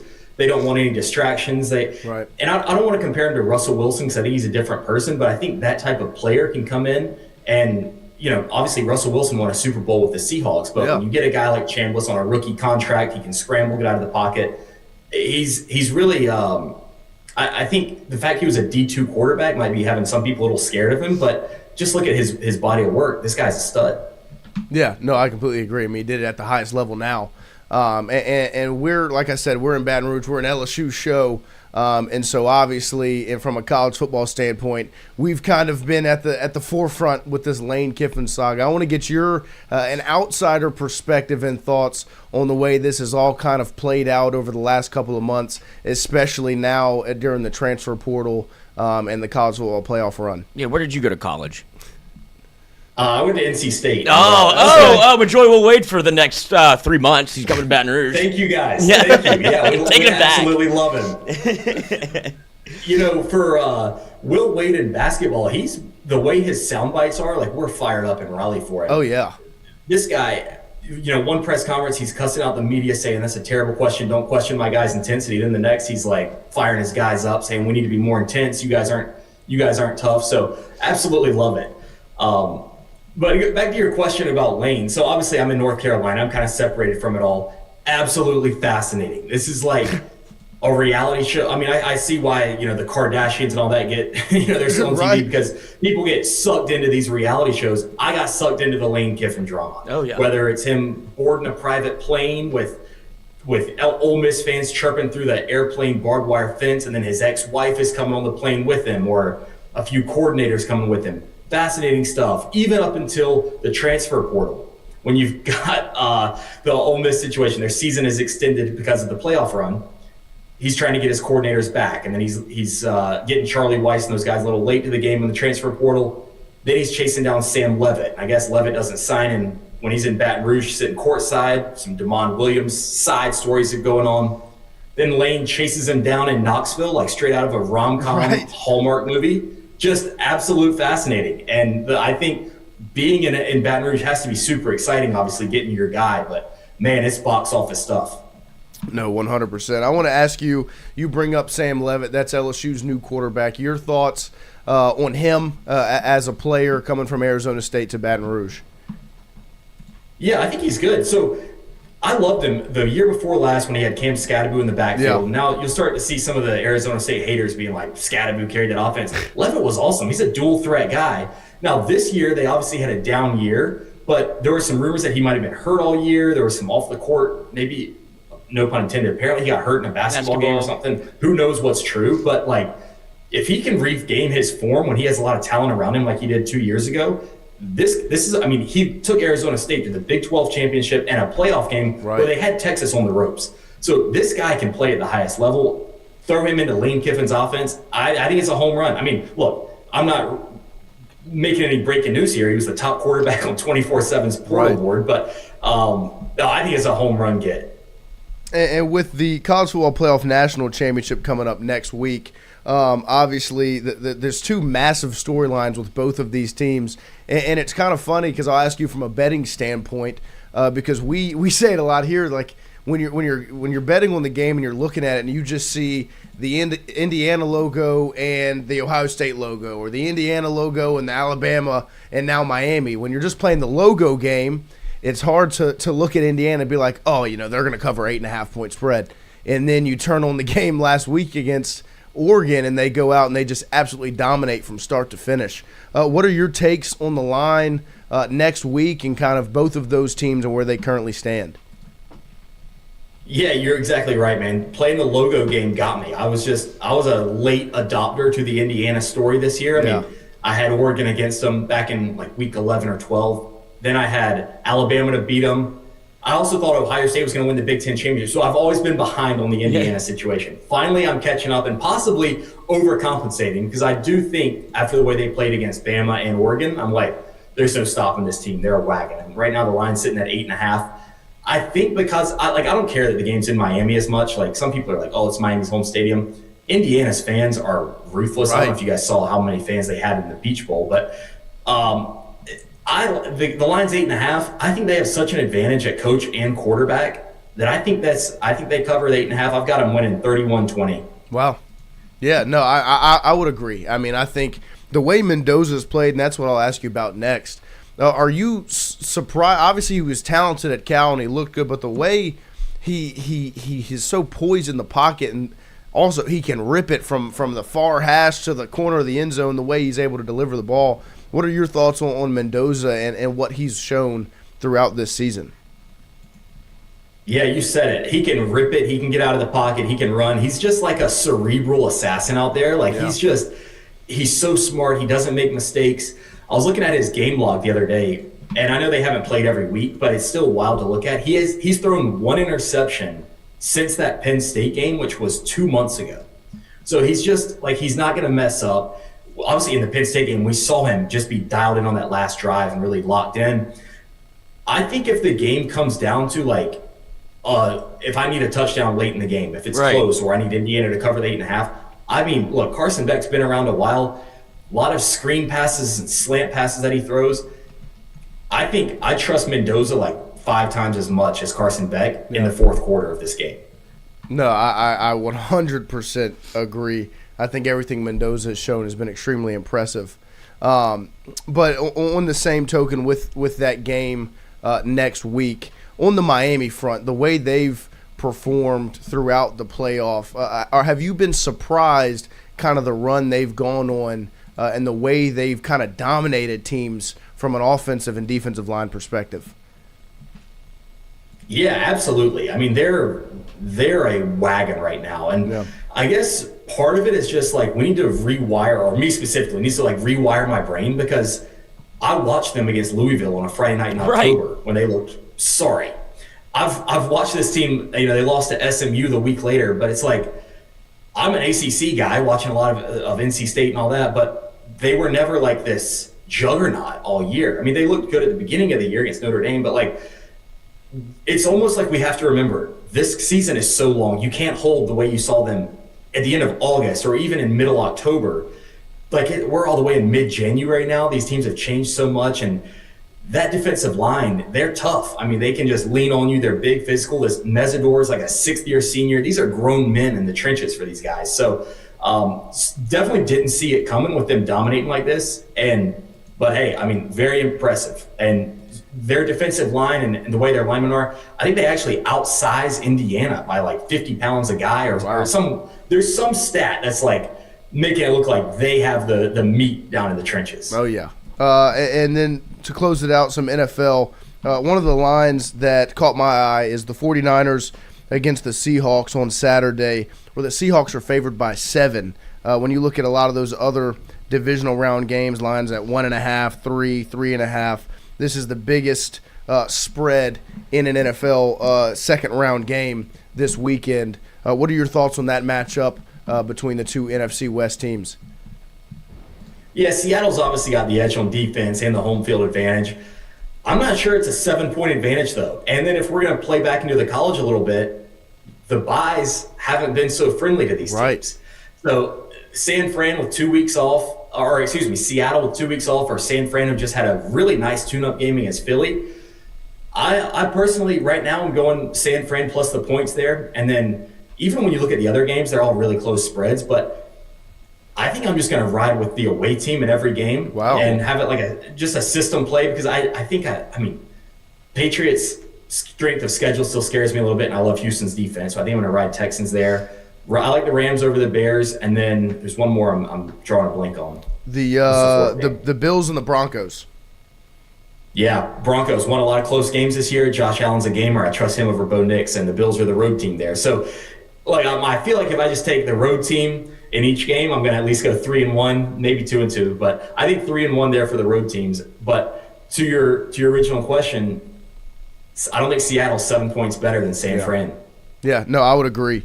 And then also the Sunday evening game with the Rams and the Bears. I know you're taking the Rams. What are your thoughts on the Bears in the way? Because I took Bears money line ahead of the game against Green Bay, and at halftime I was just I turned the TV off and I just went to bed.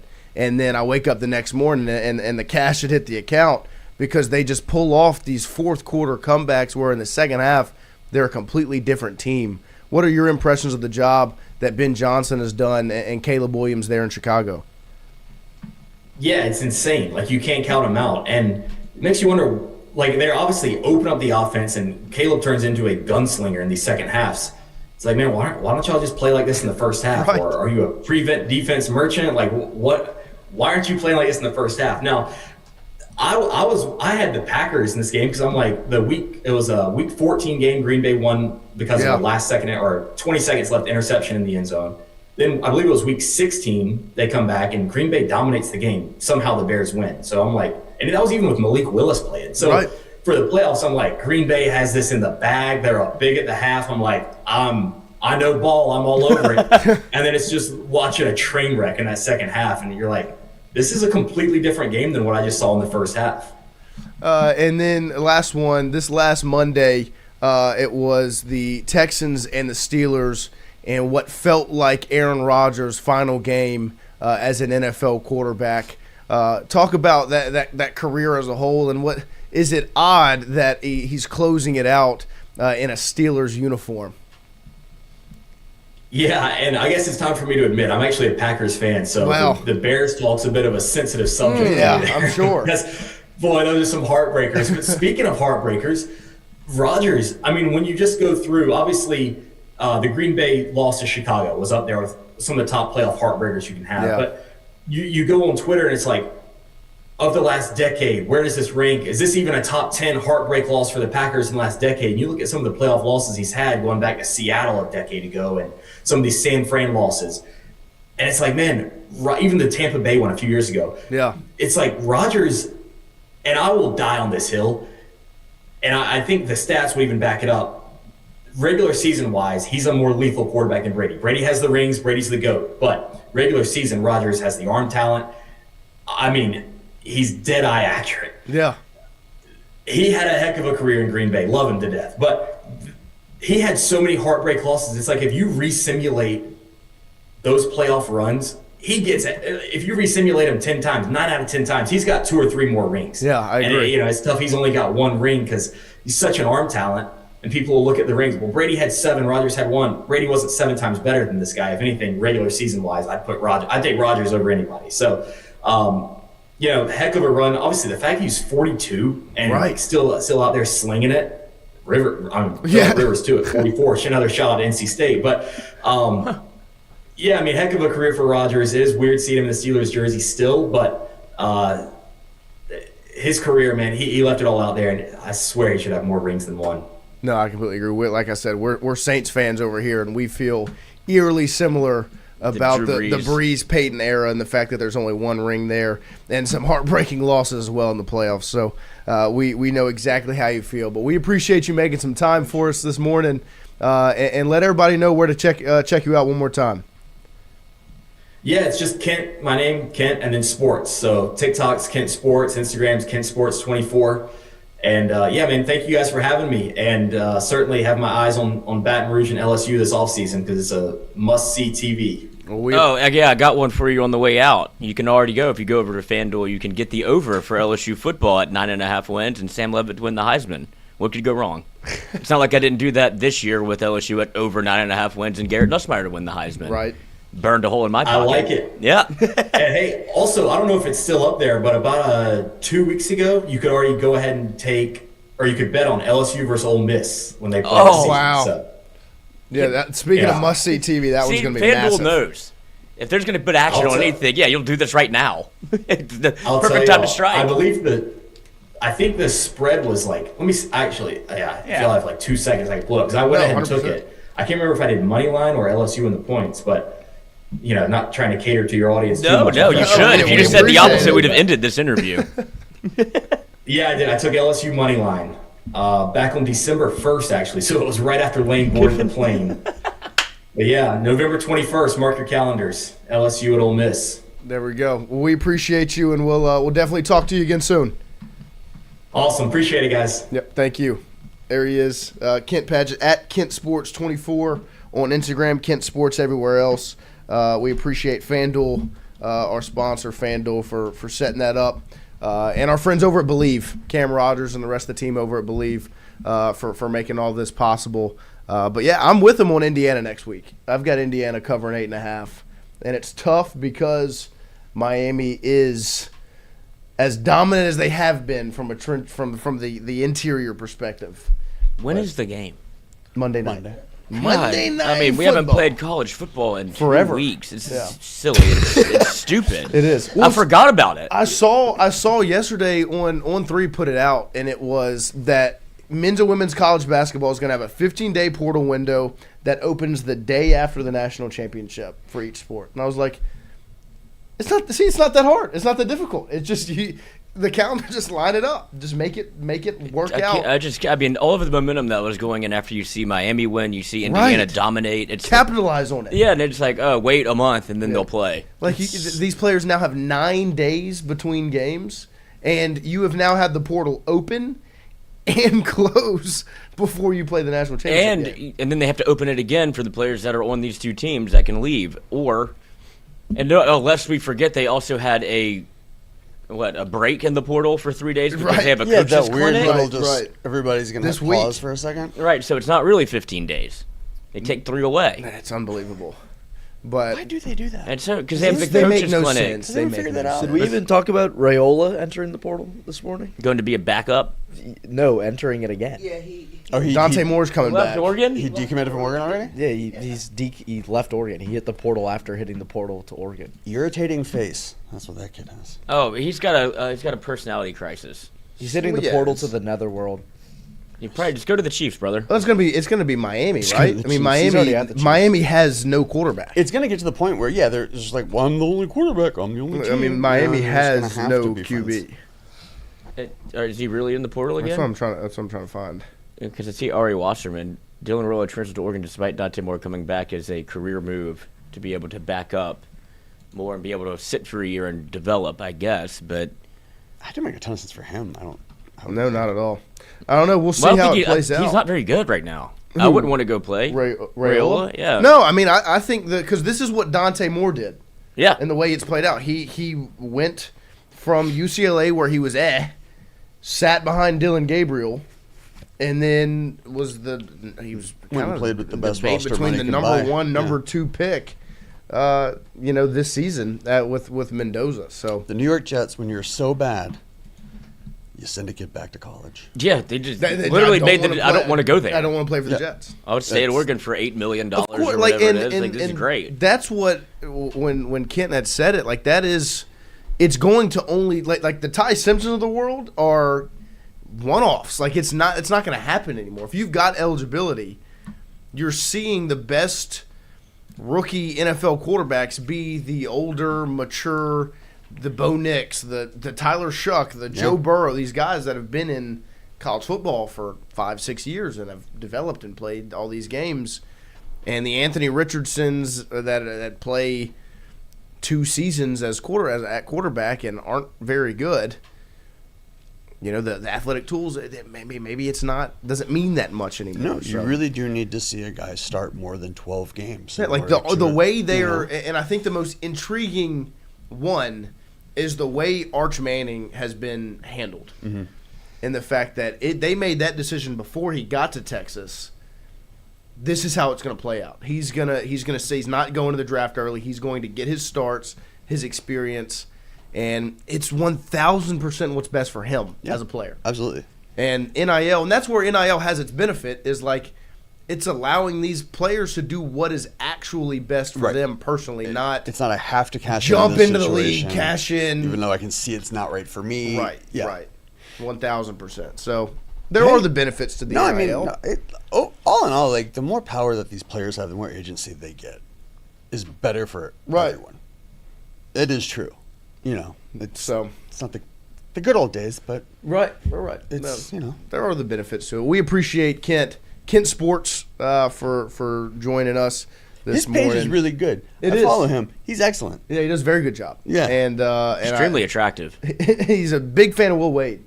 He lit up when he heard Will Wade's name, and I was like, man, how could you not? Well, it's too bad he's leaving you. I just didn't put the names together until I saw him on the screen. I was like, holy shit, I follow that guy. Yeah. Well, you already followed him? Yeah. Nice. Yeah. I couldn't figure out his really last good. name. He does these great like deep dives on like old college football players and stuff. He did a really good one with like the Holy Cross running back that like finished 5th in the Heisman race. Oh, I remember that. You know, he kind of played both ways. It was just like he just kind of does all these really cool deep dive videos about he was very knowledgeable. He's, and I just luckily hit on maybe his biggest pain point and pride point with the Bears and then Aaron Rodgers. Yeah. I didn't even know, but I meant to ask him what his record is this year before I follow or tail his bets. I need to know if I'm 20-80 this year. Pass. Right, hard pass. Yep. We need a record counter of our own. But I do I do agree with him on the road teams in it's interesting. in the playoffs, because Buffalo over Denver I've got, and then Rams versus Chicago. The only thing with Rams in Chicago is I saw a statistic about Stafford since he's been in LA playing in like road snow games. Yeah, he's a bit of a bitch, and he's not been good. And it's going to be... His bones get old. It's going to be freezing in Chicago. And I don't know. It's hard for me to bet against the Bears. It's hard for me, but... Oh, Matt Stafford, cold weather. The Bears. But when the temperature is 40 degrees or lower, Matt Stafford has a record of 1-9 straight up and 2-8 against the spread. Wow. He hates it. He can't stand it. Some guy... Yeah, I mean, that is like... That's that real. is a thing. Yeah. There are guys that are just not cold weather guys, you know? The Texans, Patriots. Yeah, I'm right there with you. And I love my boy Will. He had a rough showing against the Chargers, and their line did. And what the Texans do have is Danielle Hunter on one side and Will Anderson on the other, and 2 shutdown corners. Yeah, and then they have 2 All-Pro corners. It's the best NFL defense in the in the world, and it's up there like in the last 15 years. They are dominant. So I definitely have the Texans as well this weekend. So. And a lot of people got a look into Will Campbell, how his personality is. Oh, yeah. Because he hasn't been on the microphone a lot, but he received some criticism for his performance. Gave up 2 sacks, right. 6 pressures. Mm-hmm. Yep. He heard you, but he doesn't give a... This is Bull's son. I don't give a shit what anyone says, to be honest with you. I don't give a shit what anyone says, to be honest with you. It's easy to, type behind a Twitter account that, is fake. As I hold myself to the highest expectation of anybody. I want to be perfect. And it's hard for me to, get told that it's going to be hard to be perfect. But the Chargers. Obviously, I didn't pitch a shutout. I had 2 or 3 plays that I wish I could have back. But that's $300 million in defensive ends. Not bad of a rookie. I mean, I tell you what, I don't think New England was prepared. It's funny seeing a Patriots jersey and then hearing that voice. That's not New England right there. That's big country. I don't give a shit about what they're saying on some fake account. Come say it to my face. That just ain't right here, buddy. I'll show you what these short arms can do. I love Will Campbell. I tell you what, there are some players that you wish could just be in college forever. Just from not even like a talent perspective, even though he's extremely talented. Just like that's LSU. Yeah, his fucking career here was awful. Like, he was great. Yeah, I mean, he might go down as one of the greatest offensive linemen ever. But he played for 4 years. Really didn't make a Cheez-It Bowl. No. Second best LSU offense ever. He was a part of, that's a nice little feather in the cap. Yeah, that was pretty. They should have won the Joe Moore Award that year. Yeah. That line was I don't think he got sacked. Charles Turner at center. And then who else? We had Frazier and Dellinger, and then Jones, and Emory Jones was at the basketball game last night. I saw him there. He was nice in support. He got sacked 22 times. Jaden did. Yeah. It was Nuss that was the one who hadn't gotten sacked for so long because Jaden would run around back there. Nuss would just kind of sit behind his line. And let's see how many times Garrett Nussmeier got sacked. In 2024, it was like until the A&M game, he hadn't taken a sack the whole year. Well, that's not what I saw this year. Yeah, this year was different. I can't wait to not see a stupid freaking reverse pivot in the quarterback backfield. That was easily the worst. Oh my gosh! I wish I need to go back and cut the clip from the watch party of my face when that happened. Yeah, so Nuss can't run 22 miles per hour. That's not the case. It was hurt. Are you finding the numbies? I can't find it. Nah, I don't care. They burned them. Yeah. In that Rams game, maybe you bet Rams Bears. Rams Bears. Maybe you bet Rams and then cash out at halftime and bet. That's a good call. So you go Rams first half, Bears second half. Yeah. That's genius. Yeah, the Bears that's what they do. That's who they are. Remember, Poggi said that for Monday. Shout out Poggi. Poggi bet. Yeah, Poggi bet. Poggi bet. Poggi's pick of the week. Let's go 13 for 13 this morning. Close this thing out strongly. Let's see if there's any. Strong arm it. In the last 90 seconds, you said numbies and strong. Let's long streak this. Numbies. They hid those numbies. Athletic connections. Let's long streak this. A lot of Louisiana schools involved in this gambling. Hey, it's Sports Nickel State. Two fucking industries here, man. Yeah. Wow. It is legal here. All about that bag. Find the money. Love a hustle until I get caught. No free ads. No free ads for you, Lily. Courtney. A medicine company. Most random schools. Yeah. Yeah, never thought they'd get caught. A brouhaha. A fracas. Yeah, it's A fight. A rhubarb. No, not a St. rhubarb. Louis, LaSalle. Let's see. Baloney. No. What is Fudge. It's a fight and a. Okay, we've got block, deny, stuff, and SWAT. Those are 4. Block, deny, stuff, SWAT. Block. Yep. Deny, stuff, Bologna, SWAT. It's way to Como. Bologna, Juventus, Como, and Roma. Nerd. Serie A, baby. We've got Fight. yep. Brouhaha. Fracas. Fudge.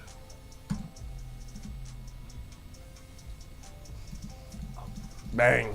Bench. Fudge meter word Terra would be Yankees. First letters. Braves. Okay, nice. Judge, Jeter, Berra. What? I hate when they do those. That's stupid. That's stupid. That's stupid. I don't like that. I don't like that. Here comes the real game right here. The weather. Show us the Diego freak. Pavia.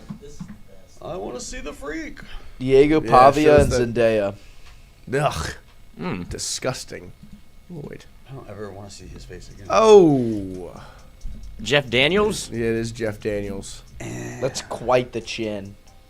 That's her face. And who is she? How does that happen to your Who is face? she? That is what you call not having much of a chin. That's crazy. Mouth breathing. Mouth tape. The face shape is so distracting that I can't get. This seems like she's also get a good a heavy-set approximation. woman. Or was I don't know. I don't know her because of the loose skin. I'll admit it. But that's not her I neck. don't That's know not her. fair. It's not her neck. Roseanne Barr? That's all not Roseanne. Jeff Daniels with just her face just plopped right on top.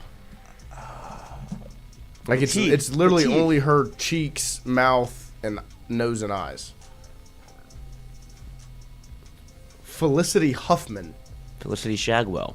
Shag says now, shag Johnny L. later. Goodson. Felicity who? Huffman. Who's that? She fat? I think that I'm right. No, she's not.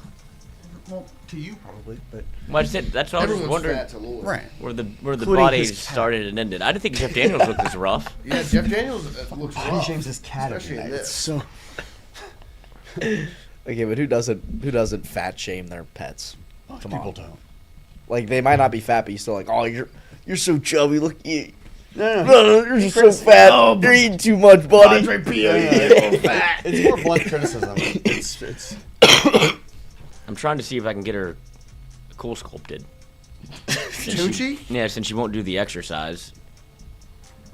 What is the exercise? What do you? She needs to get on the treadmill. She needs to get one of those Michael wheels. I feel built the treadmill Dyer for was your the starting running back Oh, from what, Auburn. 2010. Yeah. Remember the play? Shut up. She gets Oregon. Oh, yeah. This AFC team defeated the Patriots 27-13 in the 2005-6 divisional round to stop the three-peat and Colts? give Tom Brady's first Broncos. Poggi from the top rope. Is Who this was when on he that got his team? second one? Who? Peyton? Ted Williams. No. That was before Peyton was there. Who won the? Who? Oh, I guess they didn't Jesus. win the Super Bowl. What's this? Is this Ted Williams, Poggi? Who is this? 6'7". Rod Carew. 1967. Is it Ted? Is it No, Ted? Ted Williams was before that, right? Yeah, 50s, huh? He's still alive, technically. Ted Williams is not alive. Yes, he well, he's is. Frozen. Frozen. Ted is frozen. That's not alive. Oh, that's awesome. Like Han Solo. Yeah. Yeah. They didn't freeze his whole body. They just his brain. Just the head. Yeah. What are they gonna do with it? Attach it to a body? You know, I don't think there's. They're gonna RoboCop it. Yeah, I don't really think there's A plan? there. They just did it. I want to see He it. died in the 80s. Just like He could fucking swing it though. I mean, he was insane. a quick He just impulsive, But he's Flared got, a bat some weird 400. body that a doesn't quick do it impulsive correctly. decision. Let's this one. chat. Yaz. Ah. Oh yes, Strumsky. Oh yeah, then he got hit in the eye. It's cursed. Curse you, Carl Yastrzemski. Carl. There he is. Yes. Books. Later adapted into a film starring Sean The Rock. Connery, Tom Clancy's debut novel was this 1994 book following a Soviet submarine captain who's Rainbow Six seemingly Siege. gone rogue. What was it? No. Shit. It's That is Tom Clancy's Rainbow Six. Crimson Tide, or is it the other Boo! one? It's the Hunt for Red October. Right? Yeah, Hunt for Red October. because they're following it, right? Did you read that book? No. No, Watch the movie? That sounds awful. No, it was like a TBS. Like, Yeah. all-the-timer. Yeah. Who wants to read a book about a submarine that's gone rogue? It doesn't sound. Now it sounds like an okay movie. As part of a retro return due to Stranger Things, this brand. I mean, I remember the peanut butter poppers because that's Boppers. what the boppers because that's what Steve was. Granola Nature Valley. Nature Valley. Poggi. Let's go! Yes! Great pickup. Steve Harrington Nature loved Valley, the yes. boppers. Well, Danny Glover Well- made the character famous. Damon Wayans played Roger Murtaugh from 2016 and 29 in his Fox buddy cop drama based on a series of the same name. Oh, Lethal Weapon. Back to back, Oh yeah, back to back like I'm on the cover of Lethal Weapon. grossing over $300 million. This 2005 sci-fi animated comedy followed a diminutive rooster named Chuck Cluck tries to warn his. This is Chicken Chicken Little. Little, yeah. Great movie, Great book. classic. This Japanese-American artist has Spotify songs with over 1 billion streams, like "My Love, Mine All Mine" Is this that and like, "Washing violinist Machine guy? Heart." This is where they lose me. This Japanese American artist is this K-pop Or is this just one man? Korean. Someone Oh. in chat. Yeah. Japanese American. What does that look like? Is this that Korean or not Korean? Obviously not. Korean. Obviously not Korean. Japanese violinist guy. Oh, Yo-Yo Ma's Ma? cousin, Yeah. little Nepetiz. Little yeah. What is it? Yo-Yo Ma. Yo-Yo Ma. I guess It's not. I don't. It's not Yo-Yo Ma. That's not pop. Also, I don't think he sings. Didn't say singer. He's the first chair in the Philharmonic. He A doesn't need to billion. sing. A Nav? billion streams. Jackie Chan. Is William this- Don't think Hung. that's it. Is it? Oh, Nav? William Hung. Remember that? American Idol. He stole. He's a heartthrob. He can't sing at all, but I don't remember William Hung. oh, Whoever called William Hung a heartthrob? It's not Gangnam Style, Gage. So Let's that's try that. that's also We gotta Korea. work on our- those Is guys it Nav? Hey, no, Nav is Korean? Indian. Oh, No, I don't think he's that either. I think he's That's Middle Eastern. Arabian. Arabian. Arabian is not the way you say it. Yeah, that Saudi, perhaps. Yeah. There's Ted Williams. There's head. Ted Williams. That's gonna work. That's awesome. That's gonna pan out. Wow. Where is that? I mean, why wouldn't it pan out? What could Oh go man! wrong Oh, here? we need to get National Treasure. We're still at Ted Williams' head back, and you do who is it? Gru. Nicolas Cage. Nick Cage, Boston accent, works with Matt Damon, and who's the other one? Ben Affleck. Ben Affleck. Who says no? Oh, Bach the car. Probably Ben Affleck and Matt Damon. They don't want I'll Ted Williams. get They Ted get to said. keep Well, it. we need Mark Wahlberg in this too as well. Oh, this is actually This happening. It's not a Boston. movie. You just really want to put together a heist? Yeah, team? They would not think a- it's a movie. It's not a movie. Nicolas Cage is obviously a world-renowned thief. If you can get the Declaration of Independence, So you can take pick anybody to do this. You're gonna pick 3 actors. Yeah. Okay, I'm in. Nick, thank you. What about this? Love me. It's Mitski. Mitski. Mitski. Ben Mitski. Oh, I've heard of him. No, you haven't. It's a she. I've heard of Mitski. I don't know. Mitski's a girl. who he is That's or- such a lie. You've never heard of Mitski. How have you not heard of Mitski? Mitski's a lady, right? You're lying. Dude, I've heard. Is I've Mitski a woman heard or the a name. man? Mitski's a woman. Doesn't Mitski's a surprise woman. me. Mitski. They are interesting names, like Washing Machine Heart. That's Mitski. Gosh, she does. I mean, she's got billions on millions of. That's not what I thought you were Streams. gonna say. I I thought just really you were... don't know what people are out there listening to, man. People are. She's got billions of streams. Like wow. I thought you were gonna say big old titties, Yeah, that's what I thought Noah was gonna say. but she doesn't. She's just normal shaped. Not very good. Thank not you, very good Lloyd. song. It's not good. That's not really my. Yeah, I can't imagine that she's My music she's taste. hitting the No. it's in the Venn diagram Green dot. that Mitski is She's really 35. appealing to. Yeah, I mean, Oh, so are you. I'm 33. There you go. Good job. See, look, you knew it that time. You have to offend him, and he'll remember his age. Think she has abs? He's I don't know. Google it on your work You computer. think she's got abs? Let's look it up live. Yeah. Nope. No abs. AI Where's the generates flute? some abs on her. She plays the flute. You don't see that anymore. No, you don't see I gotta me. tell you, The metal I version. don't fucking care at all. Oh, Christian plays the skin flute. Washing Machine Heart is a fucking Washing care Machine less Heart's a flute about song. this. Play with the flute man, Greg. Mitski. You learn You know what something new every day. You see a lot now is you see the younger generation been playing the saxophone. Yes, and the piano. He really wasn't. He's good at the piano. The piano, he's not bad at all. No, but I mean the saxophone. Saxophone he he's just developed. started. Yeah, he's he's like doing good 11. now. He's not supposed to be good. He just honks it, you know. Play the bagpipes more. You can make your own Bagpipes? bagpipe. No, those are fucking annoying. No, I'm a bagpipe guy. Like Bagpipes are like cool. Zydeco as well. That's annoying. Wow, that's West Louisiana, Exactly. I will very say- overrated Bagpipes are very portion of different, Louisiana. I mean, I like don't entirely disagree on the Zydeco. it's Oh, terrible. Steve Aoki. And frying all your food does not necessarily make it good. Either. Bagpipes are good. West Louisiana. You spend a lot of time in West Louisiana. I know, and I've found out. Yeah. I found Lafayette, Lake Charles. I found out. They are coasting on like other regions' reputations. That's true. Well, it's just frying Sorry. food, and I think it's lazy, and I don't think I think po' boys are one of the most overrated New Orleans. See, he foods. does. He hates. He hates. Like po' I just boys. think it's a little lazy. It's a I think a sandwich. roast beef. I think a sandwich. roast beef po' boy is a little different from a fried shrimp po' boy. So why do you hate it? Like, what's wrong with a fried shrimp? I just think it's lazy because it's fried shrimp. It's not actually like Not good. every It's sandwich French bread, has to be fried an food. accomplishment, man. No, I understand, but I just think it's overrated. When you see that on a menu at a restaurant with burgers, fries, making and you order it. some sort of like catfish, I just think it's a lazy restaurant. It's really not that good. Okay. That's a take. That is a strong. Now we know where not to bring him. You know where? Po' boys you know where I places. love a po' boy? Wardo's. It's from Wardo's Po' Boys. Wardo's Po' See, Boys they have is the what's the New Orleans style barbecue shrimp. roast beef po' And they do boy. it. Yep, they do. The junkin. The Bears. junkin. That's Bears and fantastic. You know Bears, right? Yeah, they have the Bears, club, and the they Turkey also have Toms. Elementary. That's the They're best good, roast beef. you know. But you But- only get the roast beef. That's the only And when I say overrated, I mean they're overrated. It's still very good. Right. Not that it's it's not- it's bad that it's thought to be. It's Right. just that it's. Well, yours just- wasn't it's even just a wasn't sandwich, fried you know? shrimp. No, mine was New Orleans style barbecue, which is delicious. It was awesome. Very good.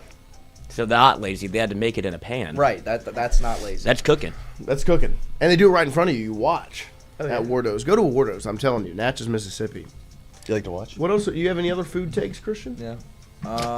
I've got huge king cake take. Okay, let's hear it. Well, I just think Dong Phuong makes the best New Orleans king cakes. The Vietnamese version of the king cake. It's They it's invented like it. French because apparently in Vietnam the French colonies settled there, so they have a lot of French influence, What do you and their mean, king apparently? cake is fucking fantastic. It is a very good king cake. You think this So- guy wants some?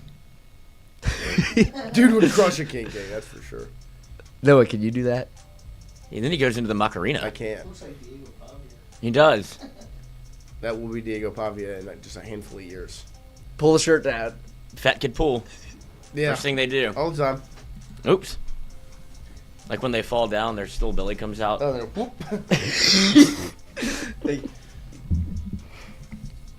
Trying to think of some other king cakes. I would say Dong Phuong is probably the best that I've had. Yeah, like there's Randazzo's, which I think is It's good. I good, think it's a good second. Kaluta's is pretty good. Jesus. There's He's Joe's had all the king cakes. Joe's Bakery, right when you get off the bridge. Joe's is good. Joe's is good. I like You being them. autistic about king cakes is not something I just had a He's lot. a big. you know. He loves Louisiana. Well, he Yeah. doesn't like West Louisiana. No, hates West No. Louisiana. He loves 3/4 of No. Louisiana. He really just likes the New Orleans part. New Orleans Yeah. and Baton Rouge area. Everything else. He can Rouse's leave is surprisingly good. Rouse's like is good. just You're a not into solid the like. All right, Shreveport we need a king cake tonight. Like culinary hit up scene? Rouse's. They just king opened cake. up a Rouse's in Central. Can They I say- replaced the Winn-Dixie Hell yeah. with Rouse's. Well, Winn-Dixies have become Aldi's at places, but we already have an Aldi in Yeah. Central, so they did Rouse's there instead. Covington still has a Winn-Dixie, surprisingly. Yeah.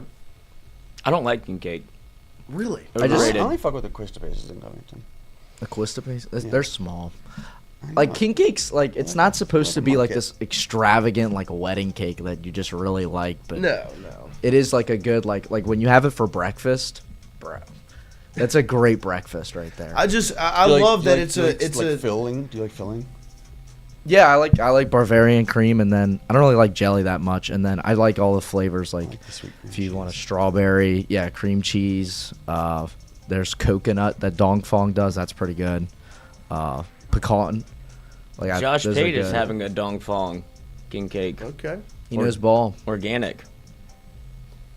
Organic. There's an organic I version. don't think king cakes can be See, organic. but the thing I love about my favorite part about king cake because it's not like to me it's not this dessert that's just to die for, No. but it's associated with a time period. Yeah, and yeah, I yeah. only have it within that stretch. And if it's a good one, it's like it actually is oh, pretty good. disgusting! Oh my gosh! Is that the king cake baby? Oh my gosh! Dude, somebody dressed it wore it as a fan. It looks like Ed Gein.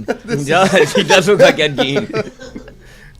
This is Dude, I love the frightening. king cake baby. Do you think when he left the house, his wife was like, nailed it? Like, I love you. Yeah, that's my I- guy. I If think the Pels yeah, were back, the mask stays on. I think wife is a stretch probably. the Pels won. Yeah, he gets They to did. fucking it. I doubt there's a wife in this scenario. In that But one. yeah, I mean, I don't think he's gonna pick up a girl at the game like that. Oh, Maybe. I saw that chef, Maybe. the Banana Foster king cake. Wait, hold on. That's a good comment. LSU, I'm not taking food advice from someone who is under 35 pounds. That's fair. Yeah, that's valid. That's fair. That's fair. But like fat people will tell you po' boys are the best things ever, you know? And they're not. So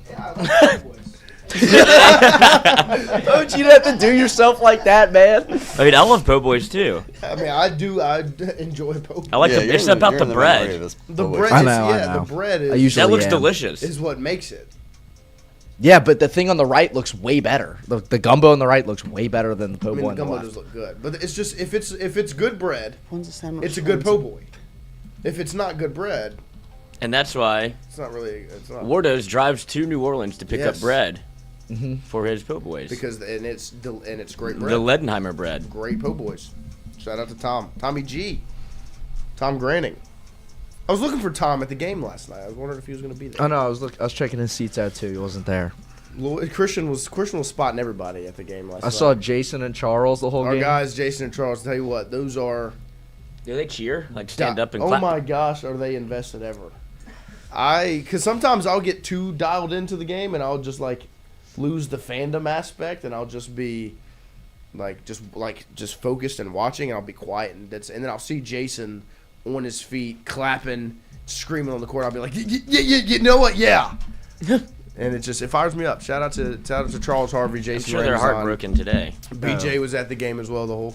The whole team as they were courtside last night.